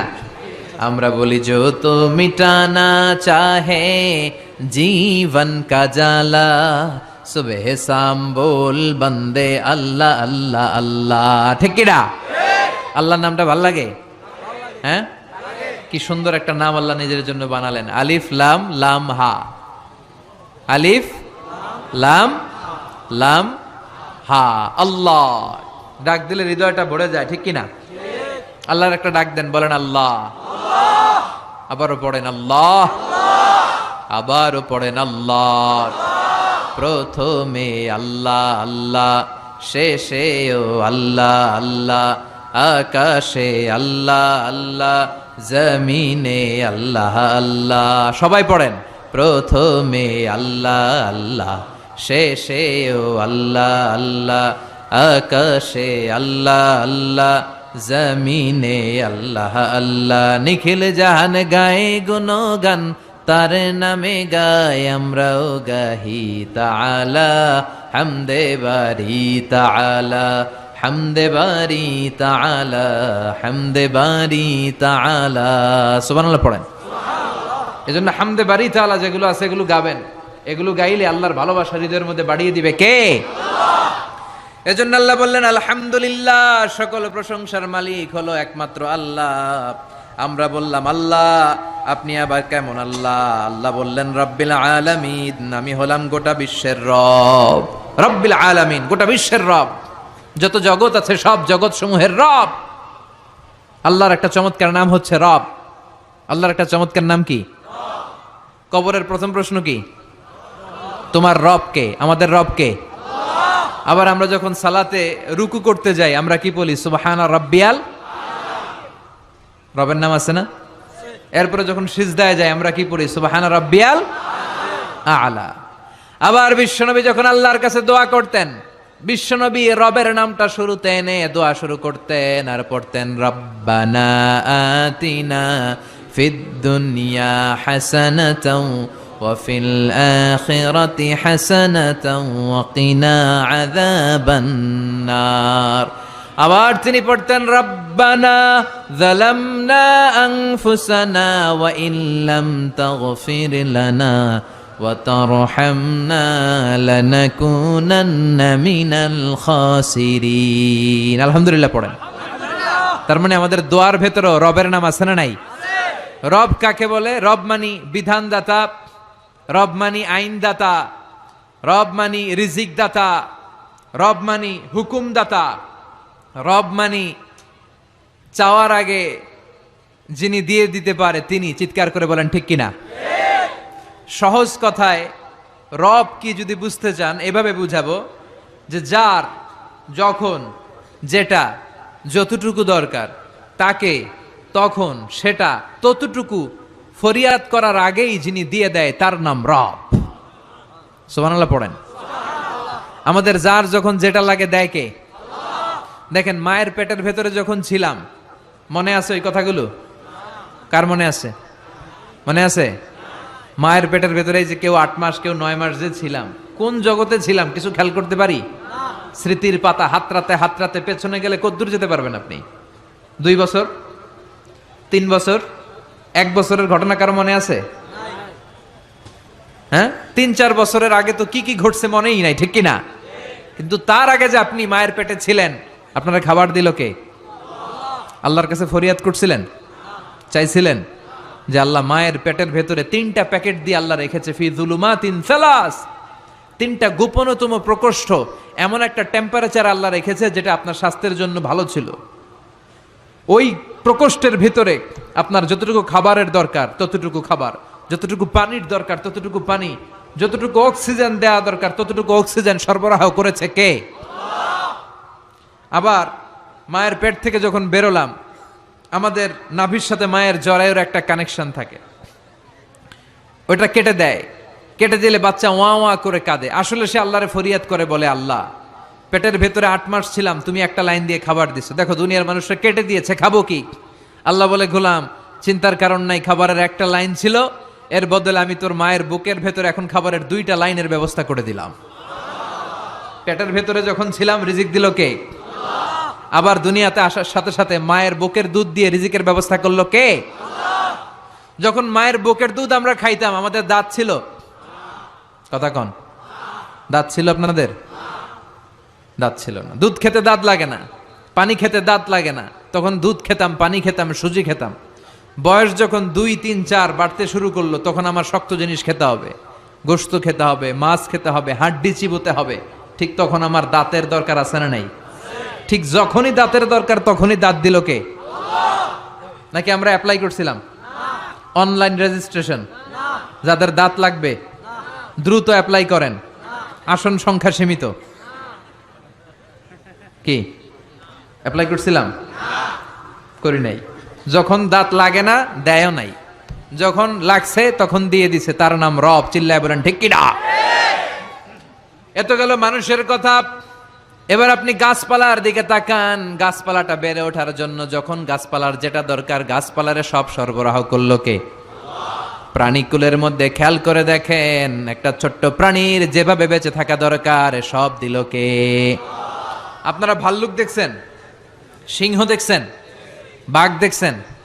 আমাদের এলাকার সিংহ বাঘের চামড়া এক ধরনের, স্ক্যান্ডিনেভিয়ান যে কান্ট্রিগুলো আছে ওগুলোর সিংহ বাঘ ভাল্লুকের চামড়া আরেক ধরনের। আমাদেরগুলা পাতলা, ওগুলা মোটা, কারণ ওগুলা শীত প্রধান দেশের বাঘ। আমাদের আরব বিশ্বে যে উটগুলো আছে এগুলোর চামড়া পাতলা, এগুলোর উপরে লোম নাই। কিন্তু স্ক্যান্ডিনেভিয়ান যে কান্ট্রিগুলো আছে, শীত প্রধান দেশ, ওই শীতের দেশেও আমি কিছু ভিডিওতে ওখানে কিছু উট দেখেছি, অদ্ভুত ধরনের উট, এগুলোর গায়ের মধ্যে অনেক বড় বড় লোম, দেখছেন আপনারা? কিন্তু আরব বিশ্বের কোন উটের গায়ের ভেতরে বড় বড় লোম দেখা যায়? কারণ বড় বড় লোম যদি আরব বিশ্বের উটের গায়ে দেয়, এরা গরমে বাঁচবে? কথা বলেন। আবার আরব বিশ্বের উটের গা যেরকম পাতলা, এরকম পাতলা করে যদি শীত প্রধান দেশের উট আল্লাহ বানায়, ওরা শীতে বাঁচবে? প্রাণীকুলের মধ্যেও যেই প্রাণীটাকে যেভাবে বানালে তার জন্য বাঁচতে, সারভাইভ করতে সুবিধা হবে, চাওয়ার আগে প্রাণীকুলের মধ্যে সেই জিনিসগুলো দিয়ে দিয়েছে কে? এজন্য আল্লাহ ডেকে বললেন, গোলাম আমি হলাম রব, এই দুনিয়ার বুকে কেউ তোদেরকে আইন দিবে না, বিধান দিবে না, আমি আইন দেব, বিধান দেব। সৃষ্টি আমার, আইন চলবেও আমার, জমিনটা আমার, আইন চলবেও আমার, ঠিক কি না? আল্লাহর দেয়া রিজিক খে, আল্লাহর দেয়া নিমক খে ওই আল্লাহর রব হিসেবে মানতে চায় না, ওই আল্লাহর দেয়া বিধানগুলোরে মানতে চায় না, ওই ইসলামের কথাগুলো সহ্য হয় না, এরকম উল্লুক্কা পাঠা আছে না নাই? সংসদ ভবনে দাঁড়িয়ে, মুসলমানদের টাকার সংসদ ভবন, ওই সংসদ ভবনে দাঁড়িয়ে ইসলামরে বাস দেয় এরকম গাদ্দার আছে না নাই? এগুলোর সাথে মুসলমানদের কোনো সম্পর্ক? এগুলো হচ্ছে আগাছা। এগুলো কি? মাননীয় প্রধানমন্ত্রীর উচিত সংসদ ভবনটারে আগাছা মুক্ত করা। এগুলো আগাছা, এগুলো অন্যের কাঁধে ভর করে ক্ষমতার চেয়ারে বসেছে, চিল্লায় বলেন ঠিক কিনা? সে ইসলামরে গালি দিয়েছে মোল্লাতন্ত্র বলে। ইসলাম তার ভালো লাগে না, আল্লাহর দেয়া বিধান সে আল্লাহর জমিনে চায় না। এই আগাছাগুলোকে মুক্ত করে আগাছা মুক্ত বাংলাদেশ গড়ার দরকার আছে না নাই? রাজি আছে মুসলমান? হাত তুলে আল্লাহর দেখাও। আগাছা মুক্ত বাংলাদেশ চাই, যেখানে সবাই ইসলামের পক্ষে কথা বলবে, চিল্লায় বলেন ঠিক কিনা? আমাদের রব কে? আল্লাহ আমারে রব, আল্লাহ আমারে রব, দমে দমে তনু মনে তারি অনুভব। তোমার দুনিয়াতে আমি যেদিকে তাকাই, অথই নেয়ামাতে ডুবে আছি সবাই। পাখ পাখালির গানে শুনি তাসবি কলরব, তাসবি কলরব। পড়েন আল্লাহ আমারে রব, আলহামদুলিল্লাহ রাব্বিল। আমাদের রব কে? আল্লাহ বলেন গোলাম প্রশংসা ওই আল্লাহর, যে আল্লাহ হলো গোটা জগতের রব। তিনি একটা জগতের রব নয়, তিনি হলেন রব্বিল আলামিন, ঠিক কি না? মনে রাখবেন, আলাম মানে একটা জগৎ, আলাম মানে কি? আর আলামিন মানে অনেকগুলো জগৎ, মাল্টি ডাইমেনশনাল ইউনিভার্সের মালিক তিনি। তিনি পৃথিবীর মালিক, তিনি প্রাণী জগতের মালিক, তিনি মৎস্য জগতের মালিক, তিনি সৌর জগতের মালিক, তিনি অদৃশ্য জগতের মালিক। সবগুলো জগতের মালিক কে? আমরা খালি চোখে অল্প কয়েকটা জগৎ দেখি, বিশাল বিশাল জগৎ তিনি উপরে তৈরি করে রেখেছেন। এটাকে বলে মহাকাশ জগৎ। কি বলে? আমরা খালি চোখে যা দেখি এটা কিন্তু আকাশ না, এটা মহাশূন্য। প্রথম আকাশের মহাশূন্য, তারপরে প্রথম আকাশ, এরপরে দ্বিতীয় আকাশের মহাশূন্য, তারপরে দ্বিতীয় আকাশ, তারপরে তৃতীয় আকাশের মহাশূন্য, তারপরে তৃতীয় আকাশ। একটার চেয়ে আরেকটারে বড় করে তৈরি করেছে কে? এই সবগুলো জগতের মালিক কে? এজন্য রাব্বুল আলামিন বলেন আলহামদুলিল্লাহি রাব্বিল আলামিন। কেমন করে আল্লাহর প্রশংসা করব বুঝতে পারছেন? এরপর আমরা বললাম আর রহমানির রহিম, আপনি দয়ালু, আপনি মেহেরবান। আল্লাহর চাইতে বেশি দয়ালু কেউ আছে নাকি? আমি আমারে যতটা বেশি ভালোবাসি তার চাইতেও আমারে বেশি ভালোবাসে কে? আমার বাবা মা আমারে যত বেশি ভালোবাসে তার চেয়ে আমারে বেশি ভালোবাসে কে? আমার স্ত্রী আমারে যত বেশি ভালোবাসে তার চাইতেও আমারে ভালোবাসে কে? আমার সন্তান আমারে যত ভালোবাসে তার চাইতেও আমারে বেশি ভালোবাসে কে? আল্লাহ তুমি দয়ার সাগর, রহমানুর রহিম। তোমারে দয়ায় পূর্ণ আমার সারা নিশিদিন। তোমারে দয়ায় পূর্ণ আমার সারা নিশিদিন, ঠিক কি না? প্রিয় ভাইয়েরা, খেয়াল রাখবেন, আমাদের রব হচ্ছে রহমান, তিনি হচ্ছেন রাহিম। চিল্লায় বলেন আল্লাহর নাম কি? আল্লাহর নাম কি? তিনি রহমান, তিনি রাহিম। তিনি যে কত দয়ালু, তিনি যে কত মেহেরবান, তিনি যে আমারে আপনারে আমাদেরকে কত ভালোবাসে আপনি কল্পনাও করতে পারবেন না। এজন্য নেভার লুজ হোপ, আশা হারানো যাবে না, ভরসা রাখতে হবে একজনের উপর। চিল্লায় বলেন তিনি কে? Every time you feel like you can not go on, you feel so lost that you are so alone, don't despair and never lose hope, cause Allah is always by your side, inshallah, Insha'Allah, Insha'Allah, you will find your way. Insha'Allah, Insha'Allah, Insha'Allah, you will find your way. Every time you feel like you cannot go on, you feel so lost that you are so alone. Don't despair and never lose hope, 'cause Allah is always by your side. Insha'Allah, পড়েন, Insha'Allah, Insha'Allah, you will find your way. আলহামদুলিল্লাহ পড়েন। আল্লাহর উপর ভরসা লাগে? হ্যাঁ, আল্লাহর দয়ালু বলে মনে হয়? ইনশাআল্লাহ পড়বেন না? নেভার লুজ হোপ, আশা ছেড়ে দিও না। এটা কার কথা? আল্লাহর কথা থেকে নিয়ে না শীতটা বানানো। আয়াতটা হচ্ছে লা তাইআসু মির রাউহিল্লাহ, আল্লাহর রহমত থেকে নিরাশ হবা। মনে রাখবেন, আপনার পাপ, আপনার অন্যায়, আপনার গুনাহ, আপনার অপরাধ, আপনার জুলুম যত বড় হোক, আল্লাহর দয়া তার চেয়েও বড়। আপনার পাপ যত বিশাল হোক, তার রহমতের দরিয়া তার চাইতেও বিশাল। এজন্য আল্লাহ বললেন, আমি রহমান আর রাহিম, আমি দয়ালু, আমি মেহেরবান। তারপরে আল্লাহ বললেন, মালিকি ইয়াউমিদ্দিন, আমি হলাম বিচার দিবসের মালিক। কোন দিবসের? বিচার দিবসের মালিক। যে বিচার আমরা দুনিয়াতে পাই নাই, যেই বিচার দুনিয়াতে হয় নাই, ওই বিচার ওই দিন সংগঠিত করবে কে? সব বিচারের বড় বিচার সেদিন অনুষ্ঠিত হবে। চিল্লায় বলেন ঠিক কিনা? এই পৃথিবীতে এমন অনেক জুলুম অত্যাচার হয়েছে না, যেগুলোর বিচার পৃথিবীতে পাওয়া যায় নাই? কথা বলেন। এগুলোর বিচার যদি একটা সময়ে না হয়, তাহলে এটা কি আকলে ধরে? This worldly life, it will B a joke. এটা একটা জোক হবে, একটা হাসি তামাশার কথা হবে, যে যে যার মতো জুলুম করবে, অত্যাচার করবে, এগুলোর কোনো বিচার নাই। আসলে এগুলোর বিচার আছে না নাই?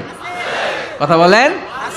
মালিক ইয়াউমিদ্দিন, সেই বিচার দিবসের মালিক, যেদিন কেউ কাউরে পরিচয় দিতে চাইবে না, বন্ধু বন্ধুরে চিনবে না, ভাই ভাইরে চিনবে না, পীর সাহেব মুরিদরে চিনবে না, মুরিদ পীর সাহেবরে চিনবে না, নেতা কর্মীরে চিনবে না, কর্মী নেতারা চিনবে না, ইমাম সাহেব মুসল্লি চিনবে না, মুসল্লি ইমাম চিনবে না, কেউ কাউরে চিনবে না। ওই বিচার দিবসের মালিক হলেন একজন। চিল্লায় বলেন, তিনি কে?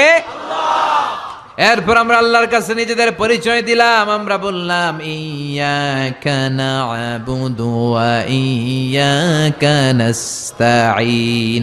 আল্লাহ, শুধুমাত্র তোমার ইবাদতই আমরা করি, শুধুমাত্র তোমার কাছে সাহায্য চাই। আমরা ইবাদত করি কার? আল্লাহ। সেজদা দেই কারে? আল্লাহ। মাজারে দেয়া যাবে না? কি বলেন?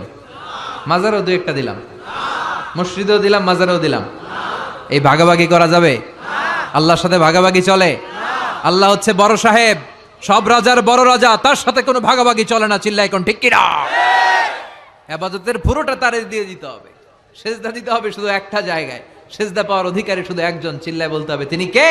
আল্লাহ। এজন্য আল্লাহ বলে, ইয়্যাকা না'বুদ ওয়া ইয়্যাকা নাস্তাঈন। গোলাম, এইভাবে বল যে আল্লাহ, আমাদের ইবাদত, আমাদের সব কিছু তোমার জন্য। ইন্না সলাতি ওয়া নুসুকি ওয়া মাহইয়ায়া ওয়া মামাতি লিল্লাহি রাব্বিল আলামিন। আমার সালাত, আমার রোজা, আমার যাকাত, আমার ইবাদত, সব কিছুর মালিক কে? আল্লাহ। ইবাদত করতে হবে একজনের, তিনি কে? আল্লাহ। শিরক করা যাবে? না। আল্লাহ সব গুনাহ মাফ করে, শিরকের গুনাহ মাফ করে না। কক্সবাজারে তো শিরক টিরক নাই না? আছে। চকরিয়াতে আছে। মাজার টাজার নাই? আছে। নাকি মাজারের রাজধানী? হ্যাঁ, কবর জিয়ারত করে সুন্নাহ। আমাদের রাস্তা দেখায় কে? আল্লাহ। আমরা পথ ভুলে গেলে পথ দেখায় কে? আল্লাহ। আমি যদি কোনদিন পথ ভুলে যাই, হাতছানি দিয়ে কাছে নিও, মমতার বন্ধনে আমায় বেঁধে সব ভুল ক্ষমা করে দিও।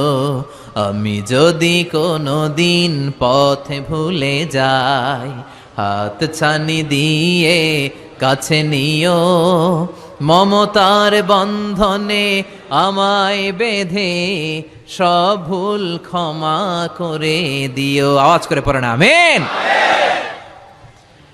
এরপর আমরা আল্লাহরে বললাম, আল্লাহ সিরাতুল মুস্তাকিম আমাদের দেখাবা, কিন্তু ওই পথটা যেন এমন হয় যেই পথের মধ্যে তুমি নিয়ামত দিয়েছো। সিরাতাল্লাযীনা আন'আমতা আলাইহিম, সিরাতাল্লাযীনা আন'আমতা আলাইহিম, আল্লাহ ওই পথ যেই পথের উপর তোমার নিয়ামত বেশি না কম? বেশি। আল্লাহ কাদের পথে নিয়ামত বেশি দিয়েছে? নবীদের পথে, সিদ্দিকিনদের পথে, শুহাদাদের পথে, সলিহিনদের পথে। চিল্লায় বলেন ঠিক কিনা? তাহলে আমরা পথ গ্রহণ করলে এই চারটা পথ গ্রহণ করব, ঠিক কিনা? এক নম্বরে নবীদের পথ, দুই নম্বরে সিদ্দিকিনদের পথ, তিন নম্বরে শুহাদাদের পথ, চার নম্বরে আওয়াজ করে বলেন, এক নম্বরে নবীগিন, দুই নম্বরে সিদ্দিকিন, তিন নম্বরে শুহাদা, চার নম্বরে সালিহিন। আওয়াজ করে সবাই বলেন, এক নম্বরে, আওয়াজ করে বলতে হবে, এক নম্বরে, দুই নম্বর, তিন নম্বর, চার নম্বর। এই চারটা পথের চেয়ে শ্রেষ্ঠ পথ হতে পারে? এই চার শ্রেণীর লোকের চেয়ে শ্রেষ্ঠ কোনো মানুষ আল্লাহর জমিনে থাকতে পারে? নবীদের পথ। নবীরা আমাদের মডেল, তাদের কারো কথার সাথে কারো কথার বৈপরীত্য ছিল না। পৃথিবীর কোন নবী বলছে আল্লাহ একজন, আরেক নবী আইসা কয় না আল্লাহ দুইজন হইতে পারে? হইছে? তার মানে তাদের কথায় মিল আছে না নাই? তাদের কাছে ওহী আসে একটা হেডকোয়ার্টার থেকে। চিল্লায় বলেন তো হেডকোয়ার্টারটা কার? তারা পৃথিবীর শ্রেষ্ঠ সন্তান। দুই নম্বরে সিদ্দিকিন। সিদ্দিকিন মানে সত্য প্রকাশে, সত্য গ্রহণে আপোষহীন, যাদের লিডার ছিল আবু বকর সিদ্দিক, ঠিক কিনা? ওনার চেয়ে শ্রেষ্ঠ মানুষ হয়? আমরা ওনার মতো হতে চাই কি চাই না? তিন নম্বরে শুহাদা, শহীদদের পথ, পৃথিবীর শ্রেষ্ঠ সন্তান, শ্রেষ্ঠ সন্তান। এজন্য শাহাদাতের তামান্না থাকার দরকার আছে না নাই? মরবো কয়বার? কথা কন। এজন্য আমরা আল্লাহর কাছে শাহাদাতের মৃত্যু চাই। আমাকে শহীদ করে সেই মিছিলে শামিল করে নিও। আওয়াজ করে পড়েন আমিন। সর্বশেষ হচ্ছে সালেহিনদের পথ, নেককারদের পথ, ঠিক কিনা? তাহলে চারটা পথ আমরা চাই, আর দুই শ্রেণীর রাস্তা থেকে আমরা নিজেদেরকে বাঁচাতে চাই। কয় শ্রেণী? সবাই বলেন। আমরা বললাম আল্লাহ এই চার শ্রেণীর রাস্তায় যেন আমরা থাকতে পারি, চলতে পারি, কিন্তু দুই শ্রেণীর রাস্তা থেকে আমরা নিজেদেরকে বাঁচাতে চাই। গায়রিল মাগদুবি আলাইহিম ওয়ালাদ-দাল্লিন। গায়রিল মাগদুবি আলাইহিম, আল্লাহ যাদের উপর তুমি রাগান্বিত, তোমার ক্রোধ আর রাগ যেই দলের উপর, ওই দলে আমরা ঢুকতে চাই। ওইটা হচ্ছে ইহুদিদের দল। কাদের দল? পৃথিবীতে সবচাইতে নিকৃষ্ট জাতি। ওরা নিজেদের নবীদেরকে নিজেরা মেরেছে, গোটা বিশ্বে বিশৃঙ্খলা লাগিয়েছে। এই পৃথিবীতে যত প্রথম বিশ্বযুদ্ধ, দ্বিতীয় বিশ্বযুদ্ধ, যত পৃথিবীতে অস্ত্রের মহড়া, সব যুদ্ধ আর অস্ত্রের নাটের গুরু হচ্ছে ইহুদিরা। চিল্লায় এখন ঠিক কিনা? গোটা বিশ্বব্যাপী যত ঝঞ্ঝাল, এগুলোর নাটের গুরু হচ্ছে ইহুদিরা। ওদের পথ আমরা চাই না। পাশাপাশি ওয়ালাদ-দাল্লিন, পথভ্রষ্ট যারা, যাদের নবীকে তেল মালিশ করতে করতে সম্মান দিতে দিতে আল্লাহর চেয়ারে বসাইছে। ওরা বলে ঈসা আলাইহিস সালাম নাকি আল্লাহর ছেলে, মারিয়াম আলাইহিস সালাম নাকি আল্লাহর স্ত্রী। আমরা এই পথ মানি না। আমরা বলি কুল হু আল্লাহু আল্লাহুস লাম ইয়ালিদ ওয়া লাম ইয়াকুল লাহু। আমরা বলি আমরা ইহুদিদের পথ মতো মানতে চাই না, আমরা খ্রিস্টানদের পথেও চলতে চাই না, আমরা নবীদের পথ, সালেহিনদের পথ, সিদ্দিকিন আর শুহাদাদের পথ চাই, ঠিক কি না? এই যে এতগুলো প্রার্থনা বাক্য যে পড়লাম, এখন আমিন বলার দরকার আছে না নাই? আওয়াজ করে পড়বেন আমিন। সালাতে যখন সূরাতুল ফাতিহা পড়েন তখন আপনারা আমিন বলবেন, জোরে বলবেন কিংবা আস্তে বলবেন, কিন্তু বলবেন। আমিন বলা ছেড়ে দিয়েন না আবার, নাকি আমিন লইয়া কিলাকিলি করবেন? কিলাকিলি করবেন কারা কারা দেখি? চকরিয়াতে আছে আমিন লইয়া কিলাকিলি? কিলাকিলি করা যাবে? আমরা সালাতের পরে সূরা ফাতিহা যখন পড়বো, পড়ার পরে আমরা আমিন পড়বো। আমরা সূরাতুল ফাতিহা থেকে যা শিখলাম নিজেদের জীবনে বাস্তবায়ন করব। আর সব সময় বিপদে আপদে একজনের কাছে প্রার্থনা করব, তিনি কে? আল্লাহ। কেউ যেটা পারে না, পারে কে? অসুস্থ হলে কোন সূরা পড়ে ফু দিবেন? জোরে বলেন, মনে থাকবে তো? সূরা ফাতিহার অর্থ আজকে সবার কাছে পরিষ্কার হয়েছে তো? এটার মর্ম কথা ক্লিয়ার হয়েছে সবার কাছে? আল্লাহ তুমি আমাদের সবাইকে কথাগুলো বুঝার ও আমল করার তৌফিক দান করো।